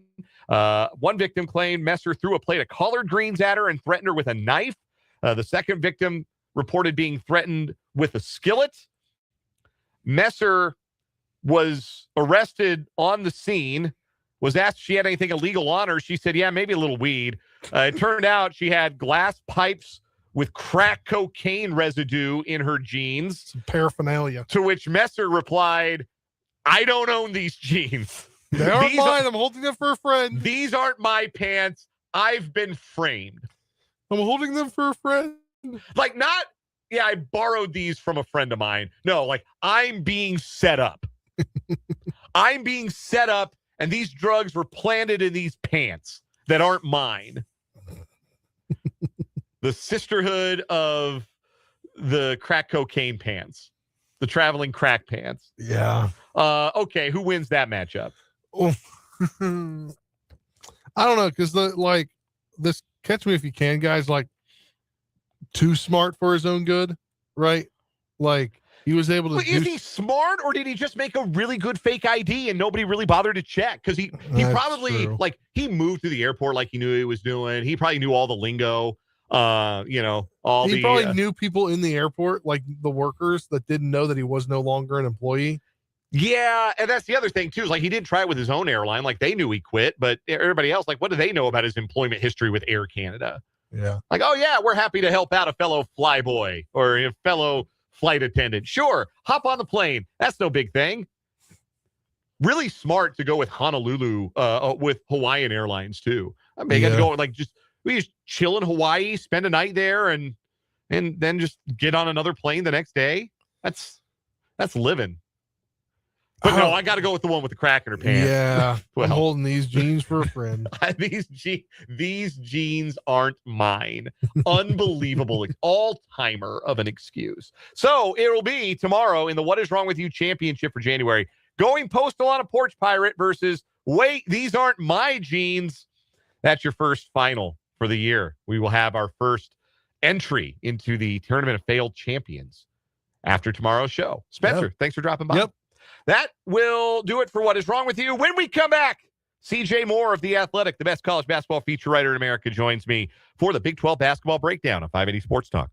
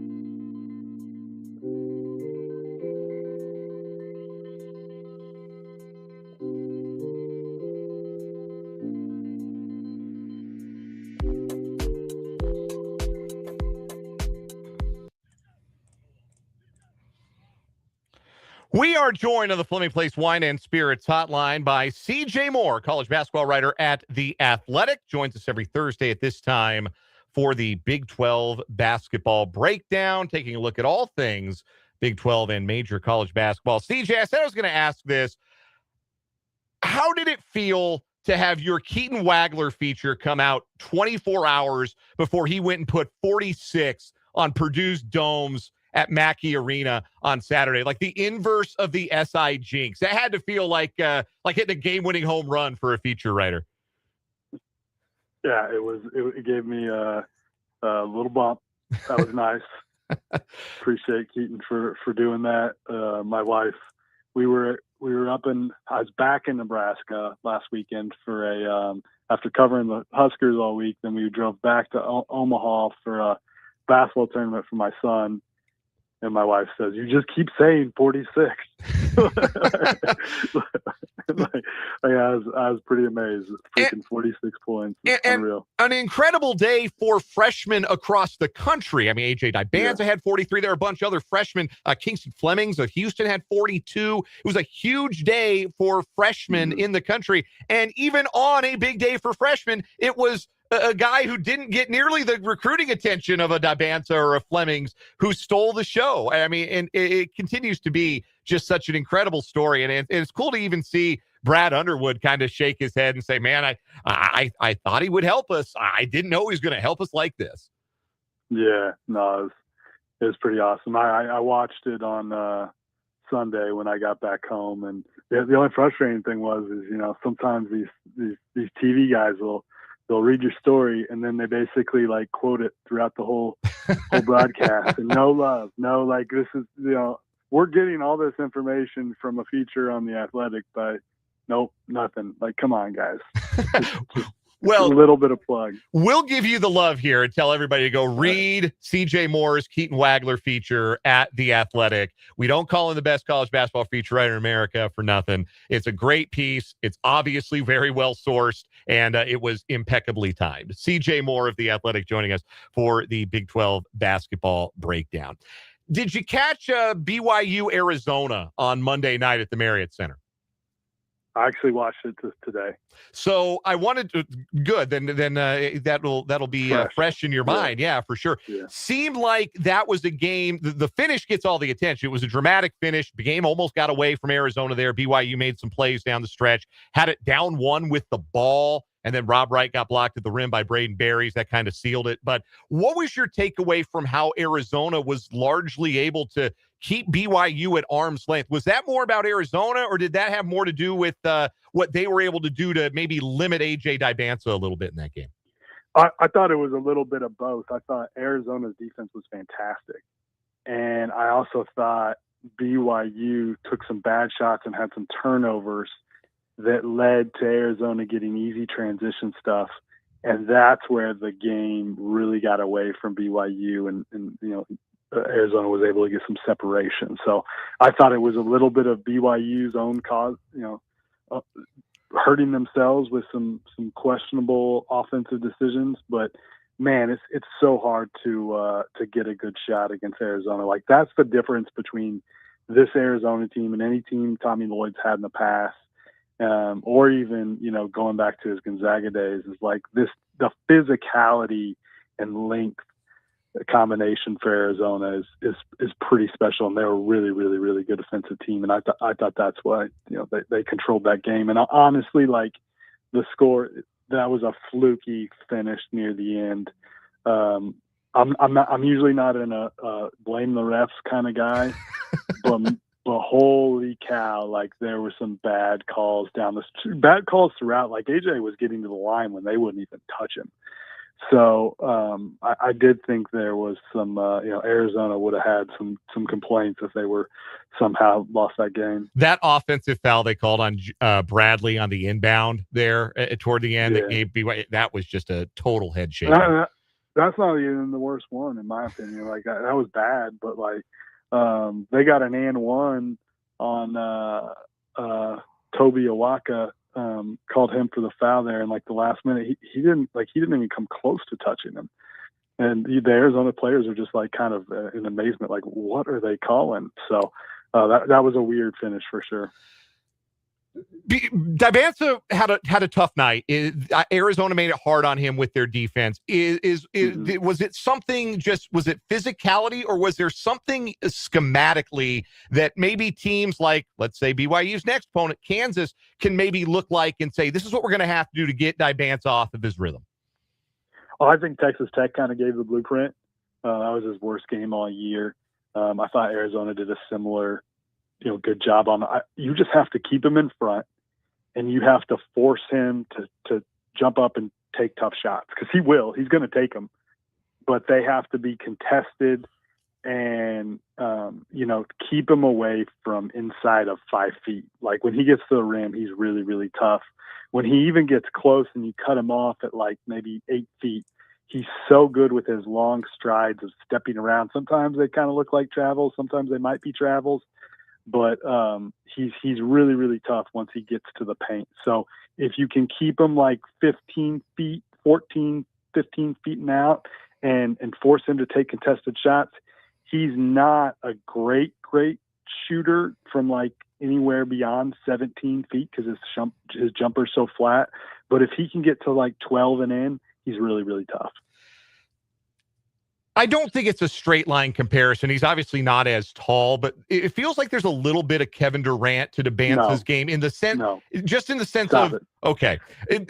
I know that's a crazy comparison. I strictly mean in the sense that when he has the ability to get to his spot, that is really, really rare. And that ability to get to now, every spot was Kevin Durant's spot, right? Like that's why he was so great. That's why he was the baddest man ever walking Allen Fieldhouse. But keeping him off of his spot, what does Kansas have to do? Which defensive matchup do you think is the one on Saturday that is best equipped to keep Dybansa off those spots? Yeah, no, that's a tough question. Like, I would probably think that,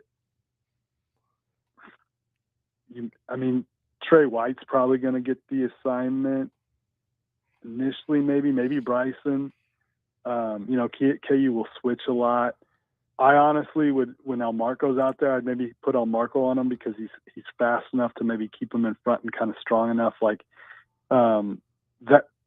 What I do think, like, the biggest concern for KU is like them going to him in the post and him just backing them KU's guards down, kind of like West Virginia was able to do.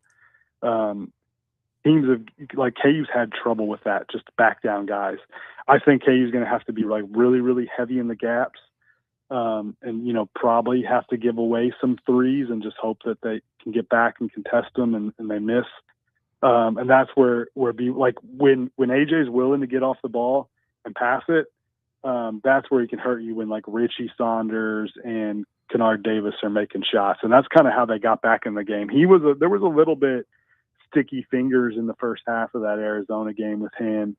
And what I thought Arizona did a really good job of is like when he would start to make a move and once he started to spin, like they would just, Bradley would just leave his man and run and try to go get the ball. And he was able to do it a couple times. So I do think you have to be really, really heavy in the gaps. And you just got to build a wall and try to keep him from getting to the basket.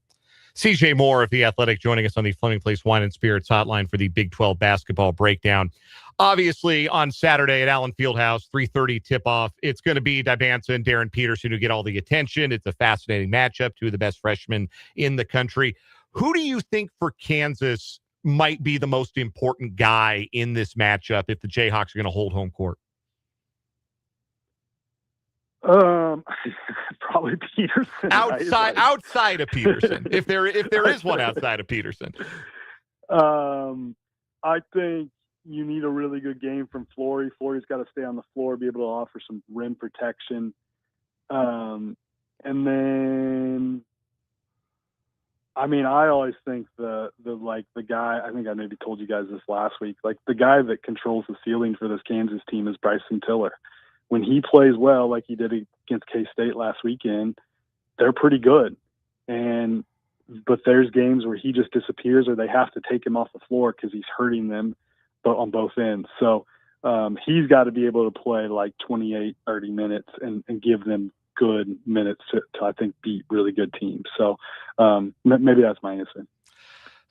Mentioned Kingston Flemings earlier on for Houston. He obviously had that terrific game on Saturday, even though Houston lost that game at Texas Tech. Houston was in action last night, picked up a win at TCU. They are a top 5 team, a top 10 team in any metric about you want to look at.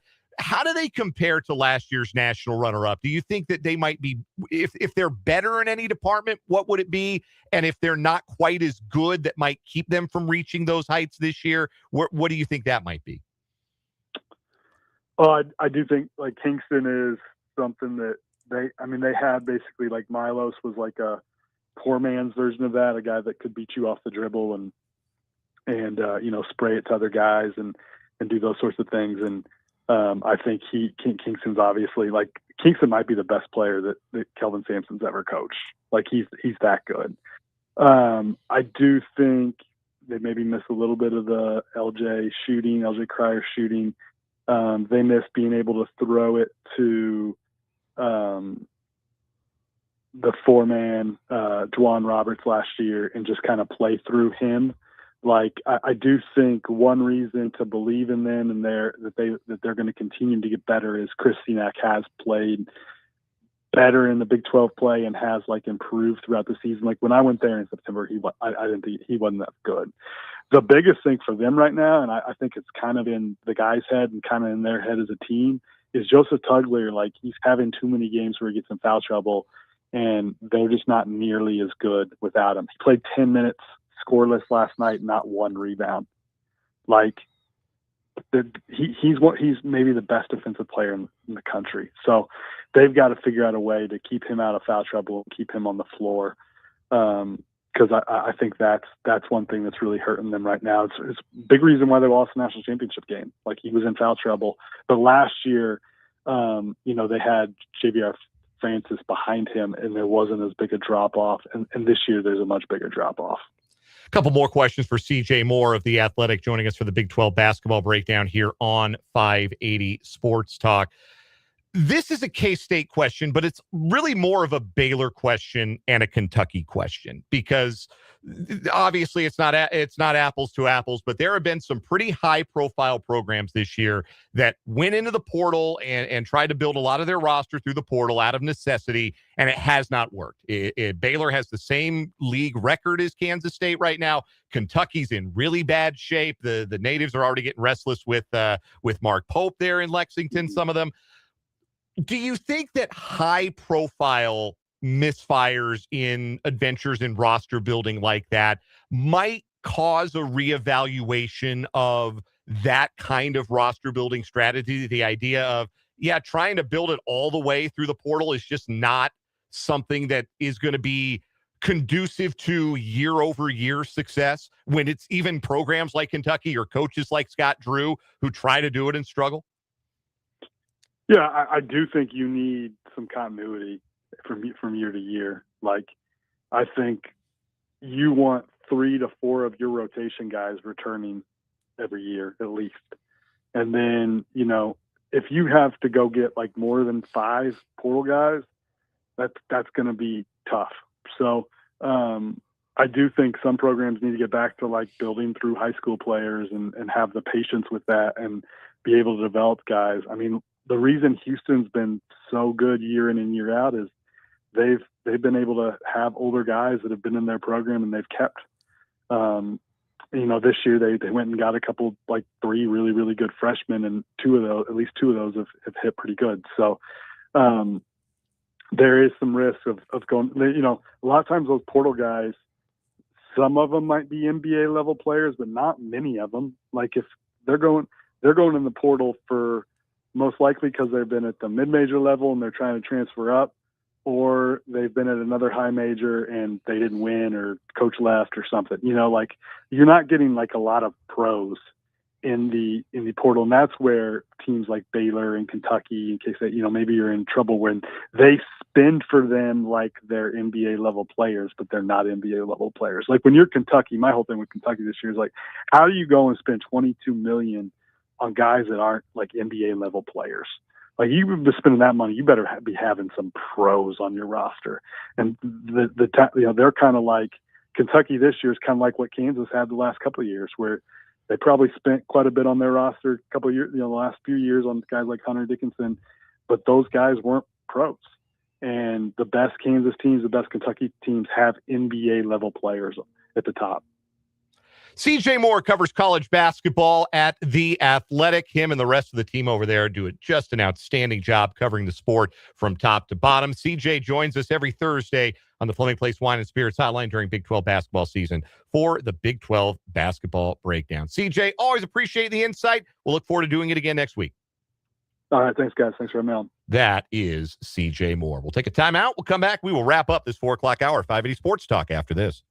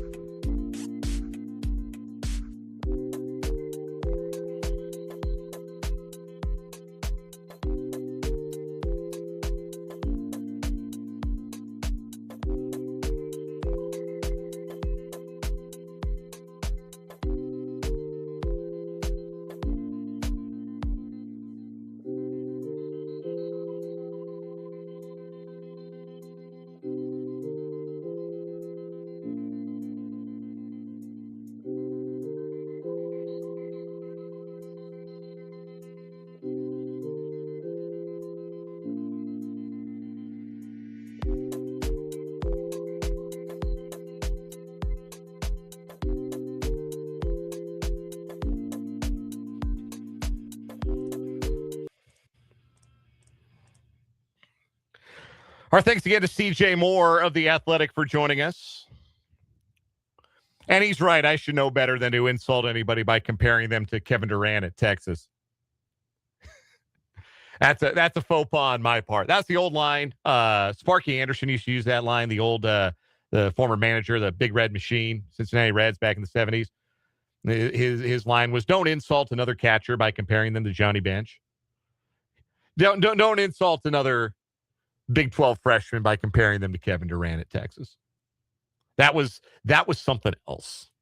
That was. I'll have to give CJ a hard time about that when I see him on Saturday. He'll be at the Fog. I'll be at the Fog on Saturday when KU takes on BYU. Be checking out our YouTube channel. You'll want to be subscribed to our YouTube channel, 580 Sports Talk. After that game, the Jayhawks and the Cougars, I'll go live with an instant reaction on our YouTube channel. We'll talk about the game together on that Saturday evening. Coming up in the final hour of the show, we got a lot of headlines, including some Chiefs coaching news to get to. We'll also play a little either or over under and talk about a 7-round Chiefs mock draft from Pro Football Focus. So football heavy, final hour of the show here on 580 Sports Talk.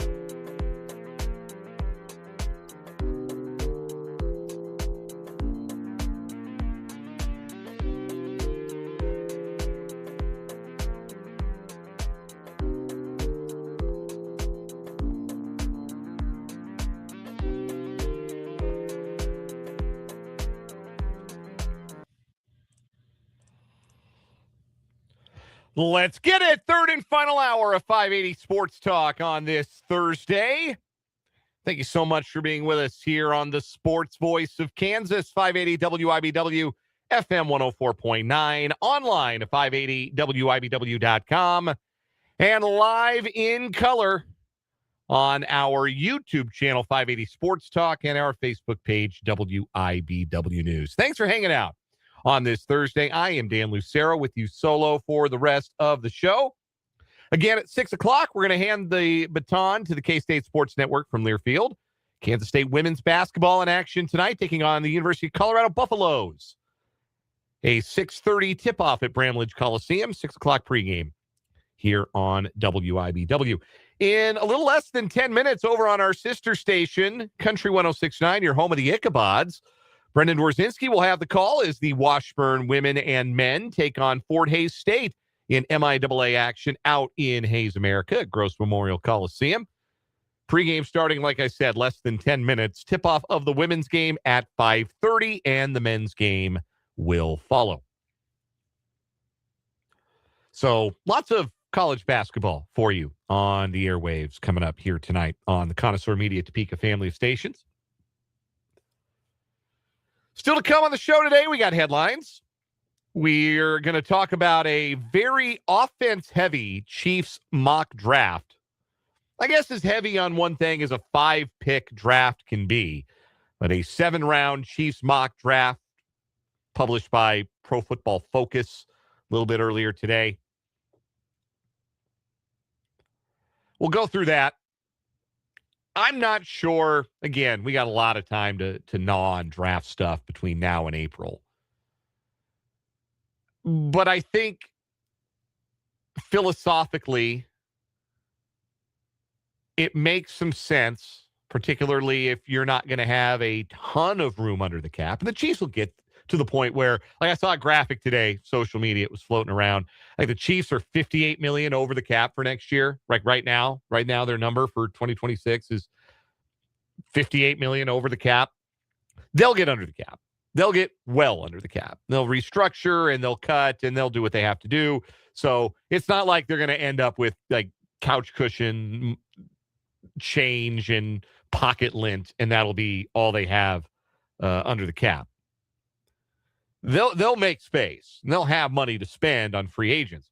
I feel like offensive players would tend to be easier to find and more acceptable for the Chiefs cap situation to find in the draft than they would be via free agency. So I get the idea that the Chiefs should be offense forward going into the draft. I don't know that I'm ready to stake out my claim, to plant my flag on that take. I'm oscillating on a lot of different Chiefs draft takes. I don't know if I'm going to plant my flag on the trade Trent McDuffie take. I don't know if I'm going to plant my flag on the trade down in the first round take. I think that might be what I would lean towards if I were the Chiefs. But we'll get to some of that a little bit later on this hour. Also, we'll play a little either or over under. And since it's just me this hour, I'm looking for either ors from you, the listener. So submit an either or on the text line, 785-272-9429, or in the live chat on our YouTube stream. You can give me an over-under, too, and I'll answer that, an either or an over-under. And when we get there, I'll throw an either-or out to you, the listener, and look for your opinion. So we'll play together, either or over-under, a little bit later on. Again, the text line, 785-272-9429, and the YouTube live chat, 580 Sports Talk on YouTube. But let's get into some headlines, and let us begin with some Kansas City Chiefs coaching news. The Chiefs have made a pair of additions to their quality control staff. I don't know what specifically a quality control coach does. I think it's just a fancy name for an extra assistant in an area of expertise. But the Chiefs have made 2 additions from the college ranks to their coaching staff as quality control coaches. Former Coastal Carolina defensive backs coach C.J. Cox and former Villanova wide receivers coach Nate Pagan have both joined the staff of the Kansas City Chiefs. For Pagan's part, he's done a really outstanding job of developing wide receivers at the FCS level. 6 of the last 7 years, Villanova has turned out an all-conference wide receiver. He just wrapped up his 9th season on the Villanova coaching staff. Previously spent time at Stevenson University, which I cannot tell you anything about. State University of New York, Cortland, which they're Division III, I believe. But has never coached at the professional level, but did a fine job with the receivers at Villanova. He is a new quality control coach for the Chiefs, and so is C.J. Cox, who comes to the Chiefs from Coastal Carolina. He had previously been at UAB 1 year there as the safeties coach before spending last year with Coastal Carolina. Before UAB, spent 3 seasons at Kent State as a defensive backs coach. Before that, 3 seasons at the University of Montana as the cornerbacks coach. 1 year at Sacramento State, 5 years at his alma mater, UNLV, where he played and graduated. He has previously been around the Chiefs organization as a 2022 and 2023 participant in the Bill Walsh Diversity Coaching Fellowship, a program that uses the NFL's training camps, off-season workouts, and mini camps to give talented minority coaches opportunities to observe, participate, gain experience, and ultimately gain a full-time NFL coaching experience. The Chiefs have been very proactive about using that program. They used that program to get Michael Vick into camp. Remember that 1 year Michael Vick was around as a guest in the on the coaching fellowship before he got his head coaching job at Norfolk State. C.J. Cox was in that program for 2 different years with the Chiefs, so obviously some familiarity there, and he comes back to the Chiefs organization.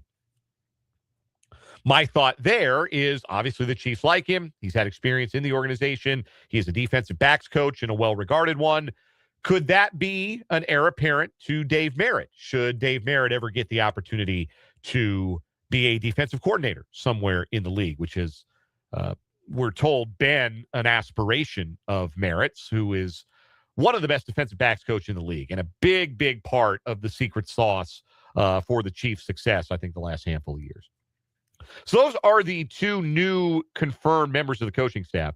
The Chiefs are also still looking to fill some other vacancies on their staff, including at running backs coach. Todd Pinkston was let go as the running backs coach. Chiefs have filled the wide receiver coach vacancy with Chad O'Shea. They have now requested to interview DeLand McCullough, the current running backs coach of the Las Vegas Raiders, for their running back coach position. If that name sounds familiar, it should. He was previously with the Chiefs from 2018 to 2020 as their running backs coach.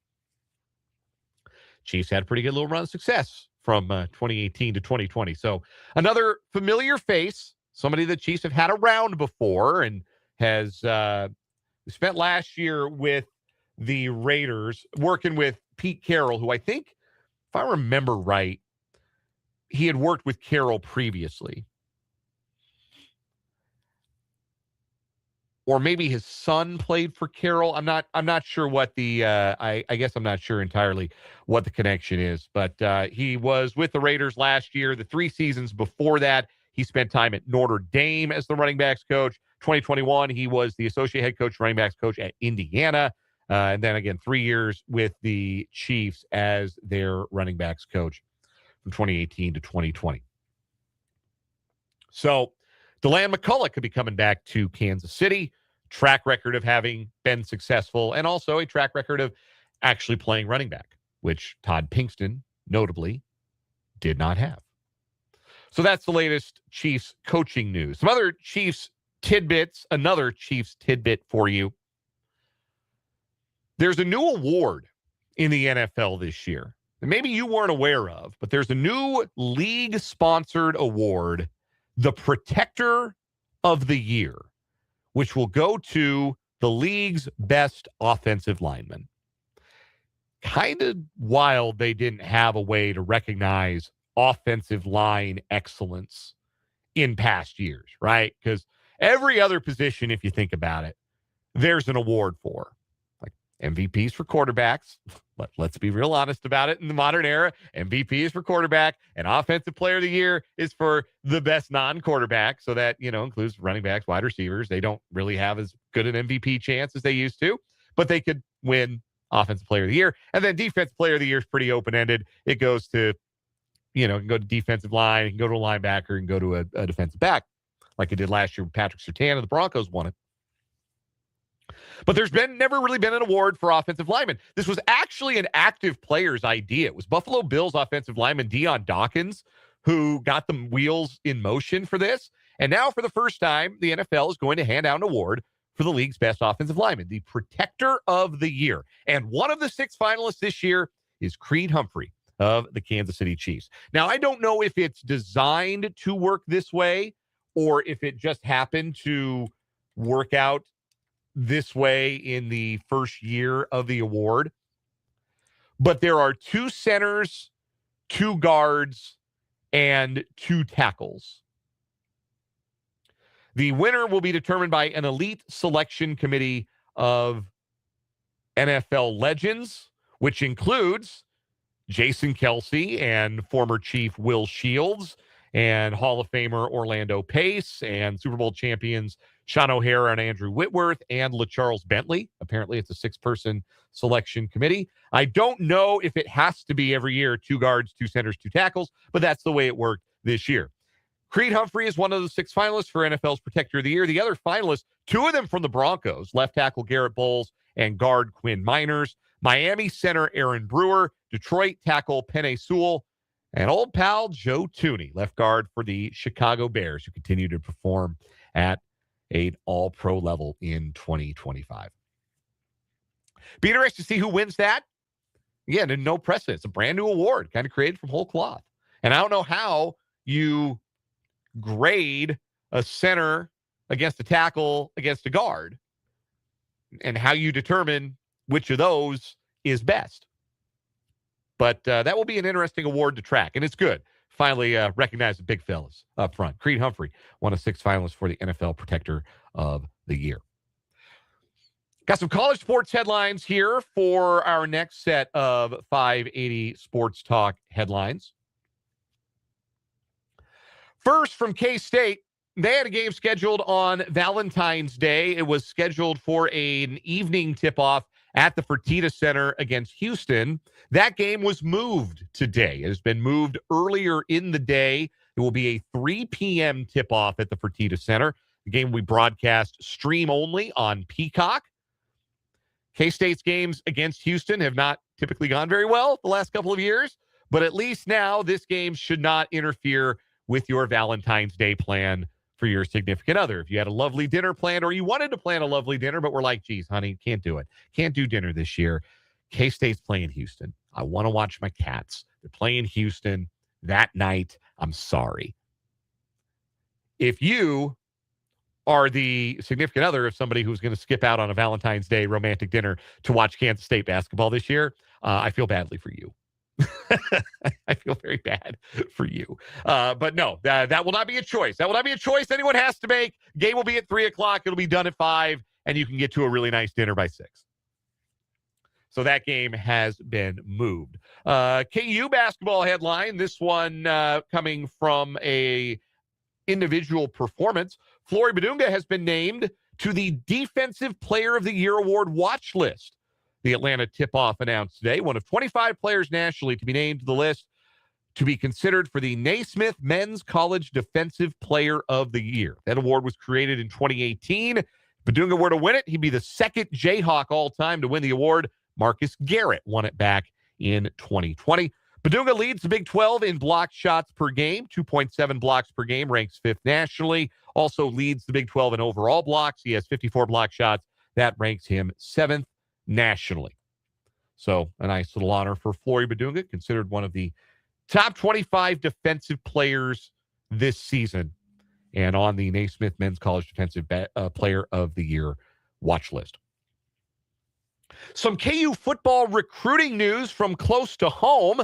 Hey, congratulations in order for a pair of Hayden Wildcats who've accepted preferred walk-on offers from the Jayhawk football program. First, earlier this week, it was Xander Blazing, all-state linebacker for the Wildcats, who also played tight end. And today, it was Connor Hanukkah, the starting quarterback for the state runners-up in football, and also one heck of a basketball player and a fine baseball player, too. I understand it.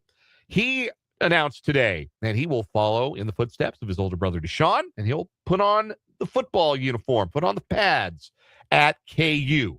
Again, these are preferred walk-on opportunities for both players. Blazing, in particular, that will be a linebacker role for him, even though he did play, like I mentioned, both ways in high school. Most guys do play both ways in high school, especially at the 3A level. But Blazing's attention that he had garnered was on the defensive side of the ball. And again, first team all-class 3A as a linebacker this past season.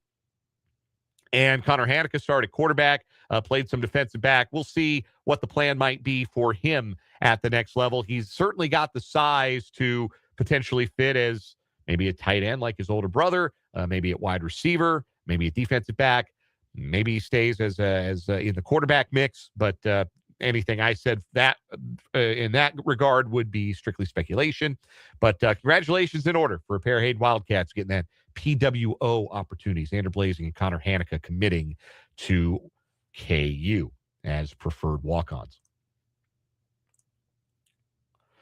Before we get to some more headlines here, I'll double back to that DeLand McCullough headline because I think this is a really good question from the from the text line, rather, from the 785 on the text line.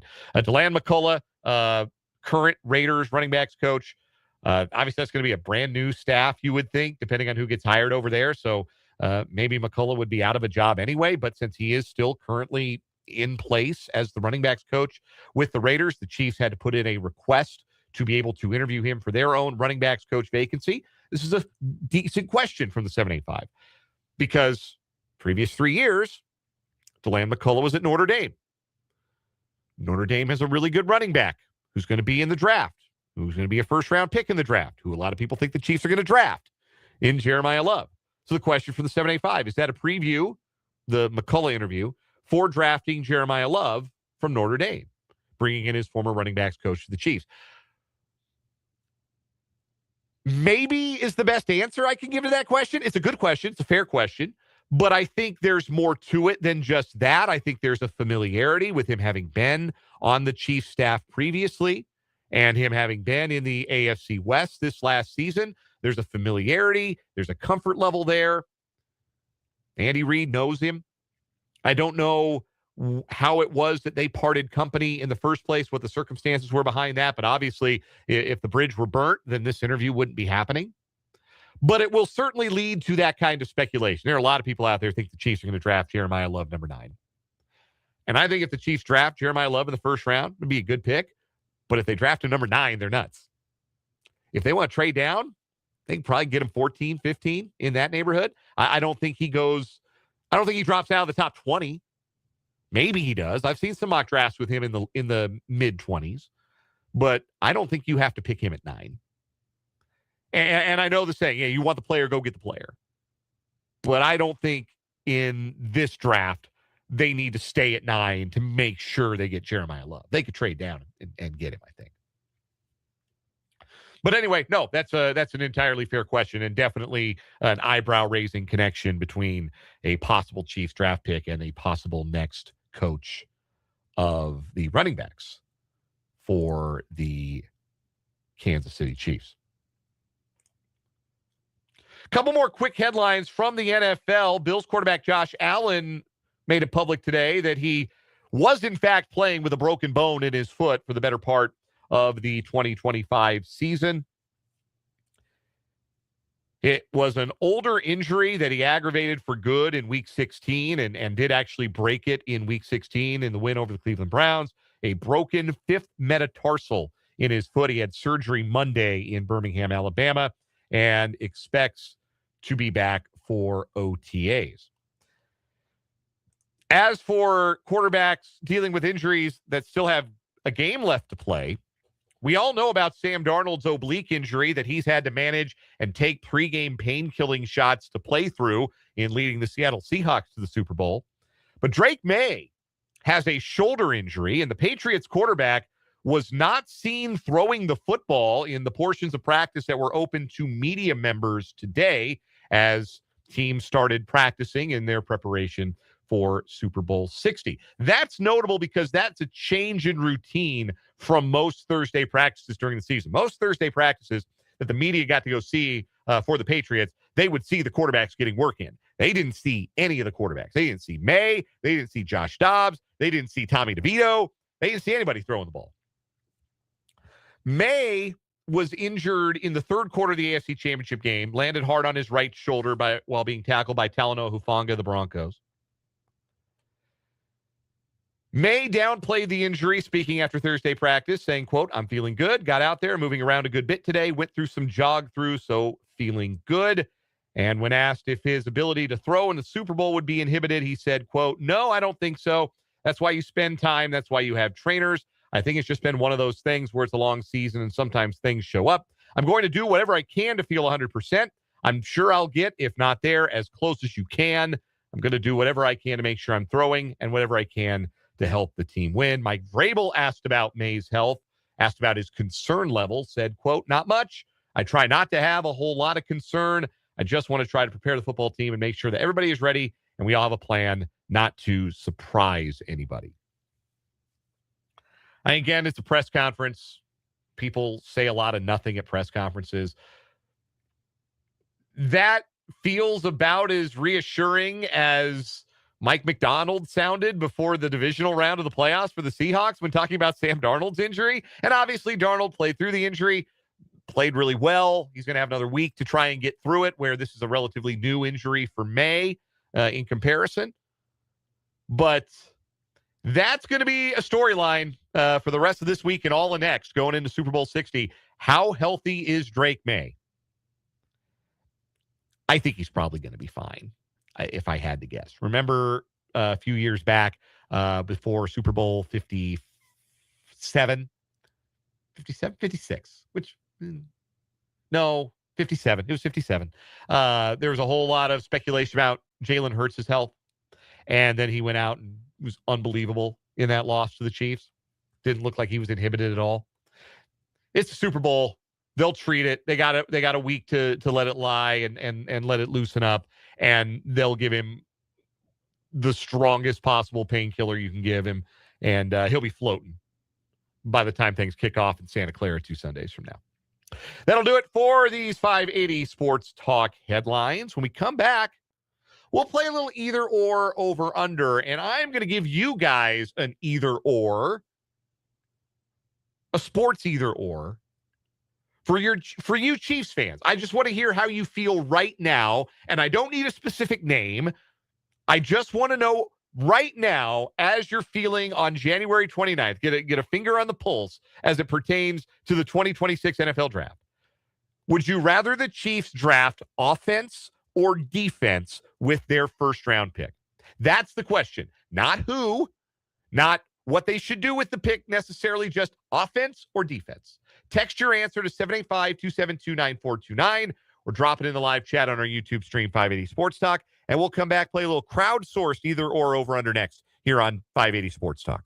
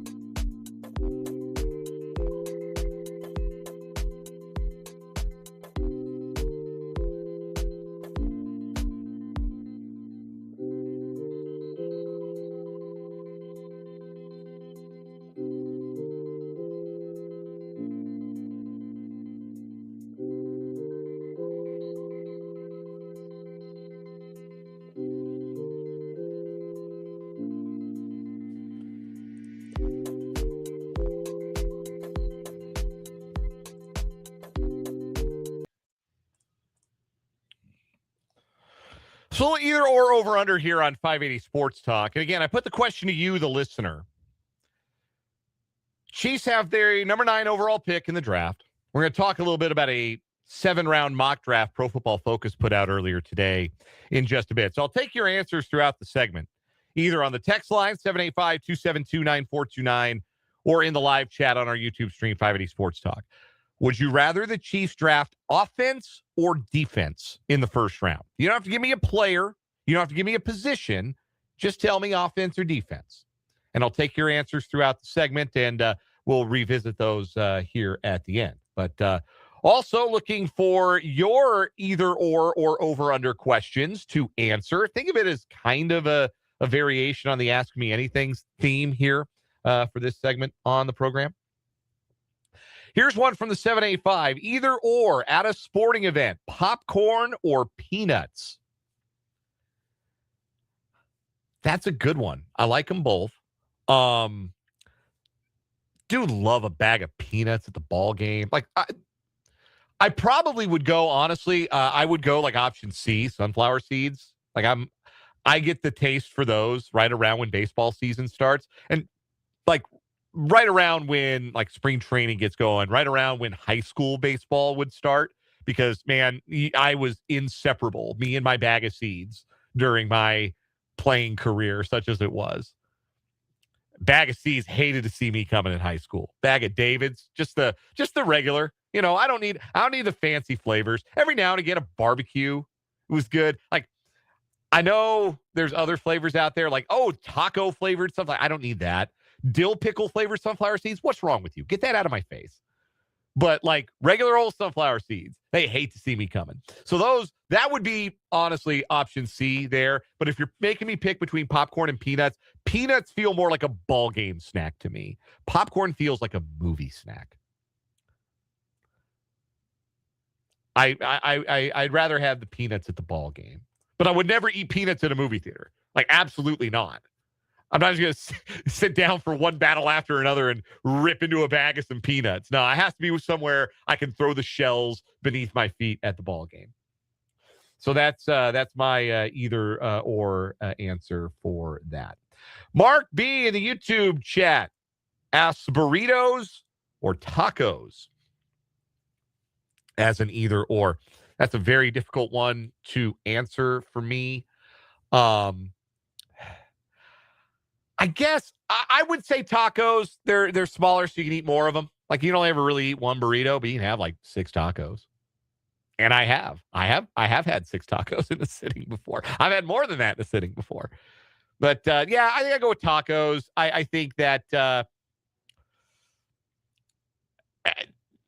there's not really much of a difference in terms of how you top them or presentation or anything like that.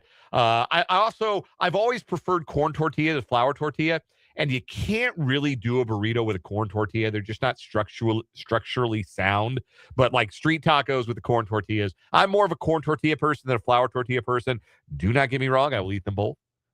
But because I'm more of a corn tortilla person, I tend to go with tacos. Mark B also has another one. Since I was a history major, maybe people don't know that about me, but I was. I have a degree in history from DePauw University, class of 2008.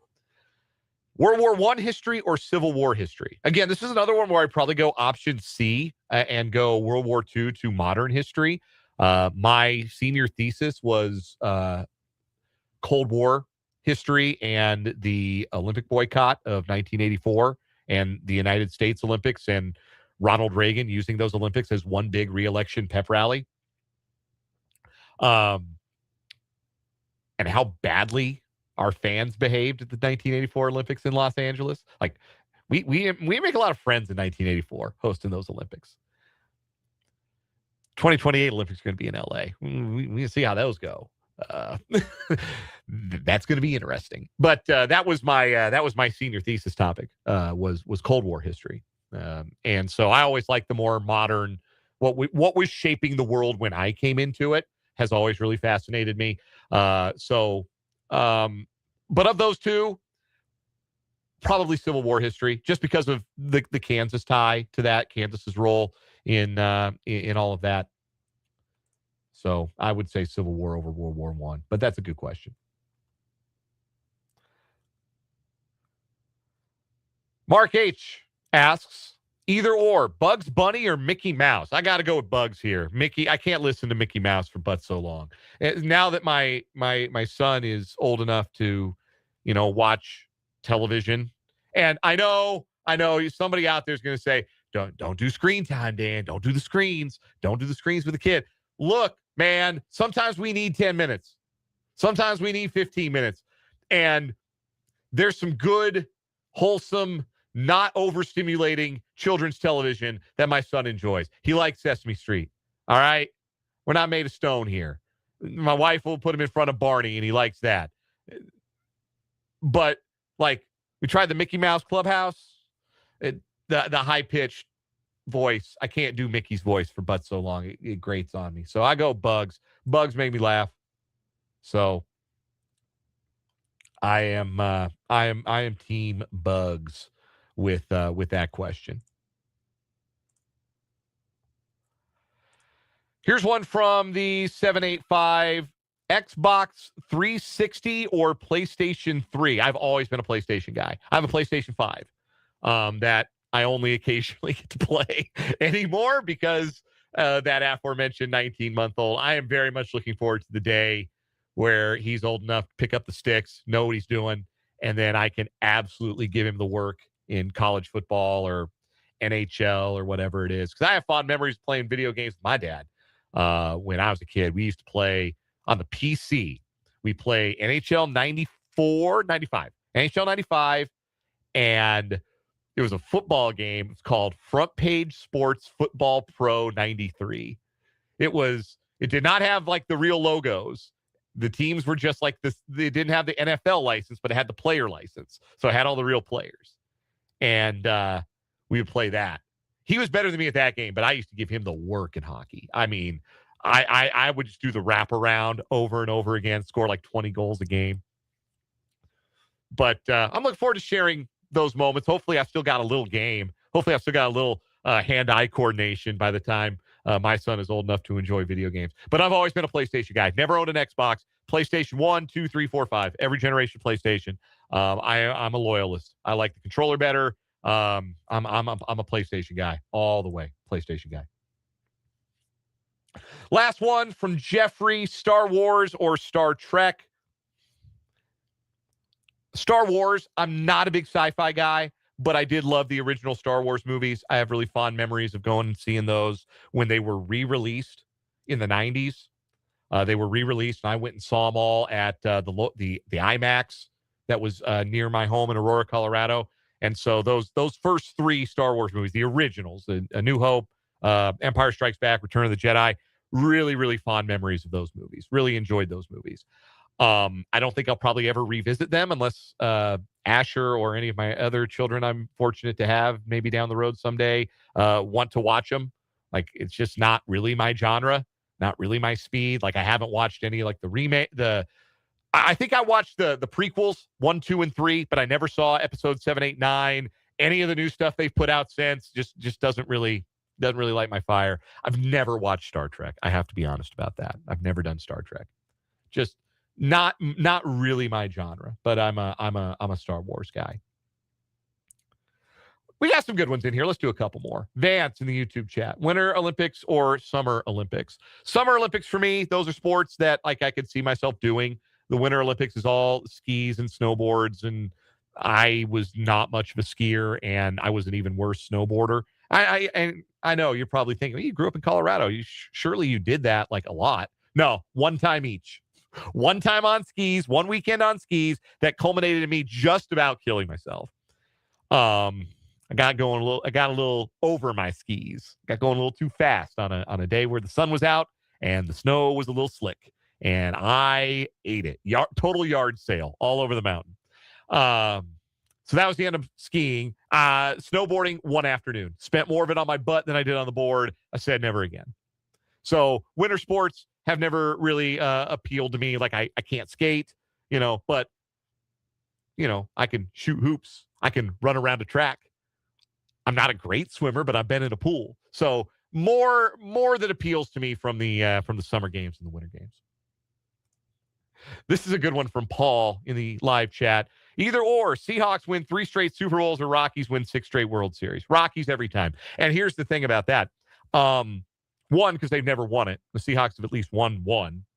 I think all you get to ask for as a fan is one. You get one, you have the one forever. It's selfish to ask for more. If you get more, great. But one is all you need. You get one, you're happy with one. And I got my one with the Seahawks. I do not have my one with the Rockies yet, and probably never will, and that's okay. I've accepted that. But, yeah, if they won 6 in a row, that would be incredible. And the cool thing about that would be, so the Seahawks thing is kind of just me. That's just me. Like, when I was a kid, you guys know the backstory. My great uncle was the offensive line coach, was for the Seahawks before he retired. Before that, he was with Green Bay, coached with Mike Holmgren for a long time. And so I grew up, that was kind of my rooting interest was, hey, my great uncle works for the Packers, and he sent me some Packer gear. So I like the Packers. Now he's sending me Seahawks gear. So I like the Seahawks. And so when he left, I stayed being a Seahawks fan because I'd grown attached to those players. When he retired after the, what year was it 03? 02 or 03? It was we want the ball and we're going to score game. That was my great uncle's last game as a coach. That game. So I had grown attached to the Seahawks players, so I stayed rooting for them. But I'm the only one. Like, I'm the only one in my extended family. I'm the only one of my friends. It's me and it's Britt Z, our former producer, that I know in my life that are Seahawks fans. It's just me. Whereas with the Rockies, I share that, my friends and I grew up going to games. My dad and I grew up going to games, go to games. My dad growing up, my brother, that would be more special because I would have more people to share it with. That's the beauty of rooting for the quote unquote home team, is that it is a communal experience. Anyhow, I promised some draft talk. We're going to get to that next here on 580 Sports Talk. Plus, your answers to the question: offense or defense for the Chiefs in round 1? How are you feeling right now? Given what you know about the draft board right now, you want the Chiefs to go offense or defense? Get to your answers next here on 580 WIBW.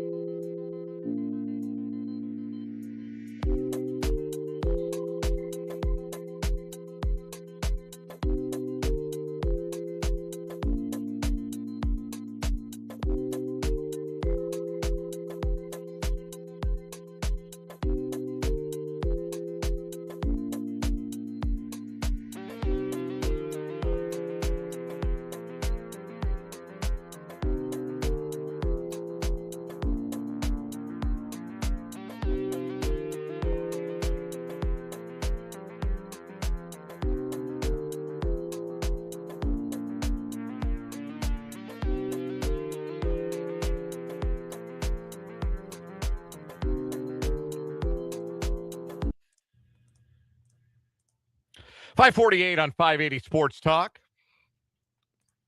Dan Lucero hanging out with you here on the program. So my either or for you, the listener, had to do with the direction you'd like to see the Chiefs go in the 2026 NFL draft. Right now they have the number 9 pick in the first round.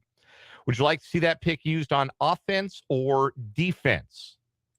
That's the question. Offense or defense? Seems like the consensus is defense. That's Mark H's answer in the live chat on our YouTube stream.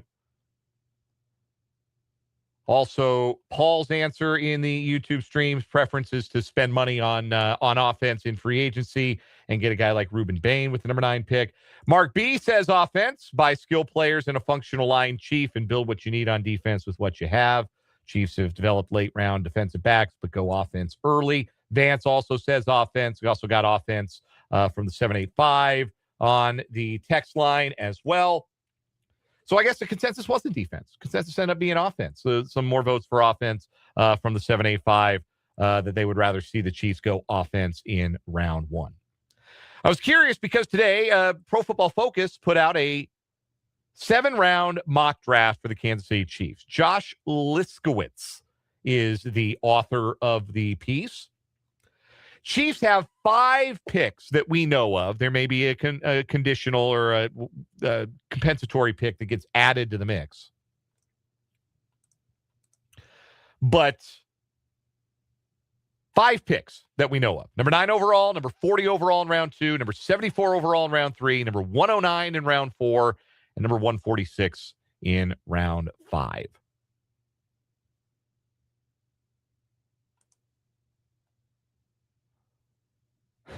Text from the 913 just reads fence. Like, yeah, either will be fine with the number 9 pick.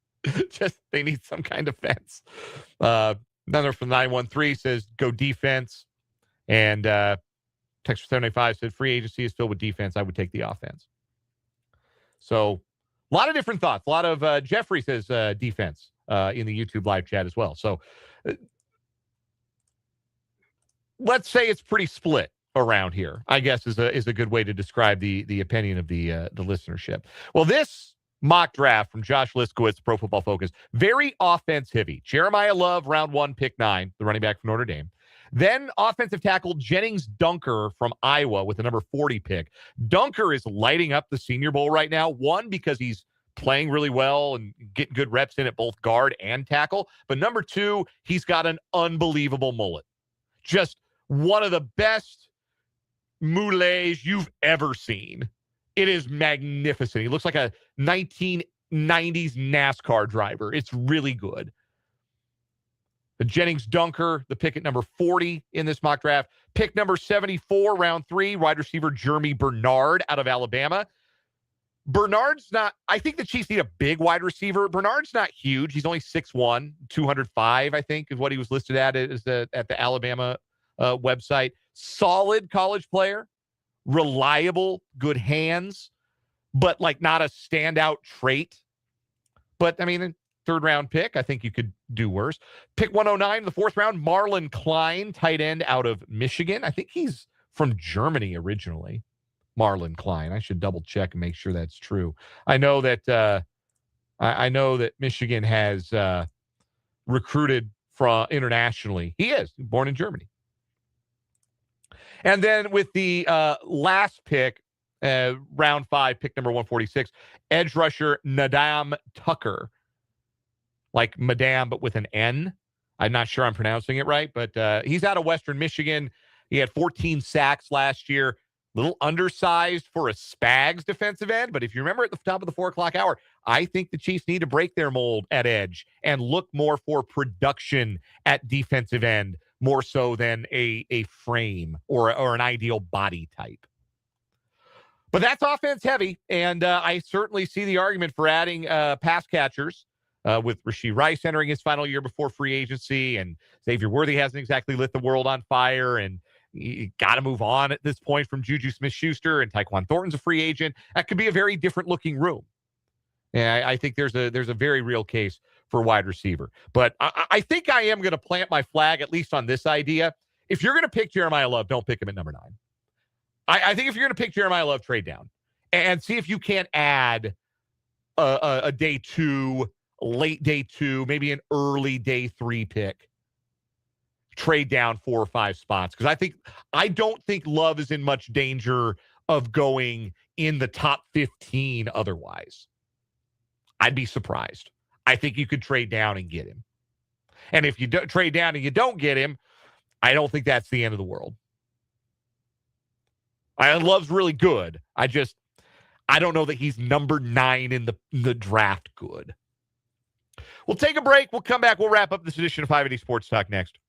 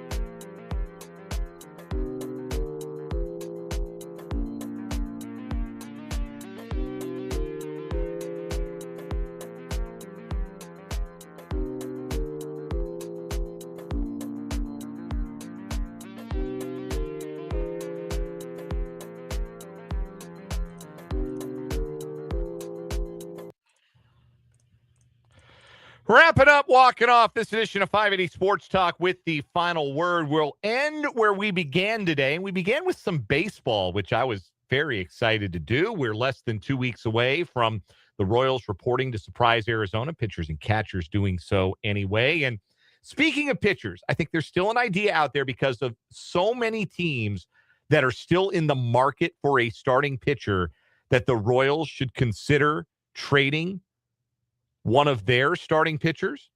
And I suppose there's a team out there that'll give you something for Bailey Falter or Stephen Kolek. Like, all right, take that phone call. I would not trade one of your top 5.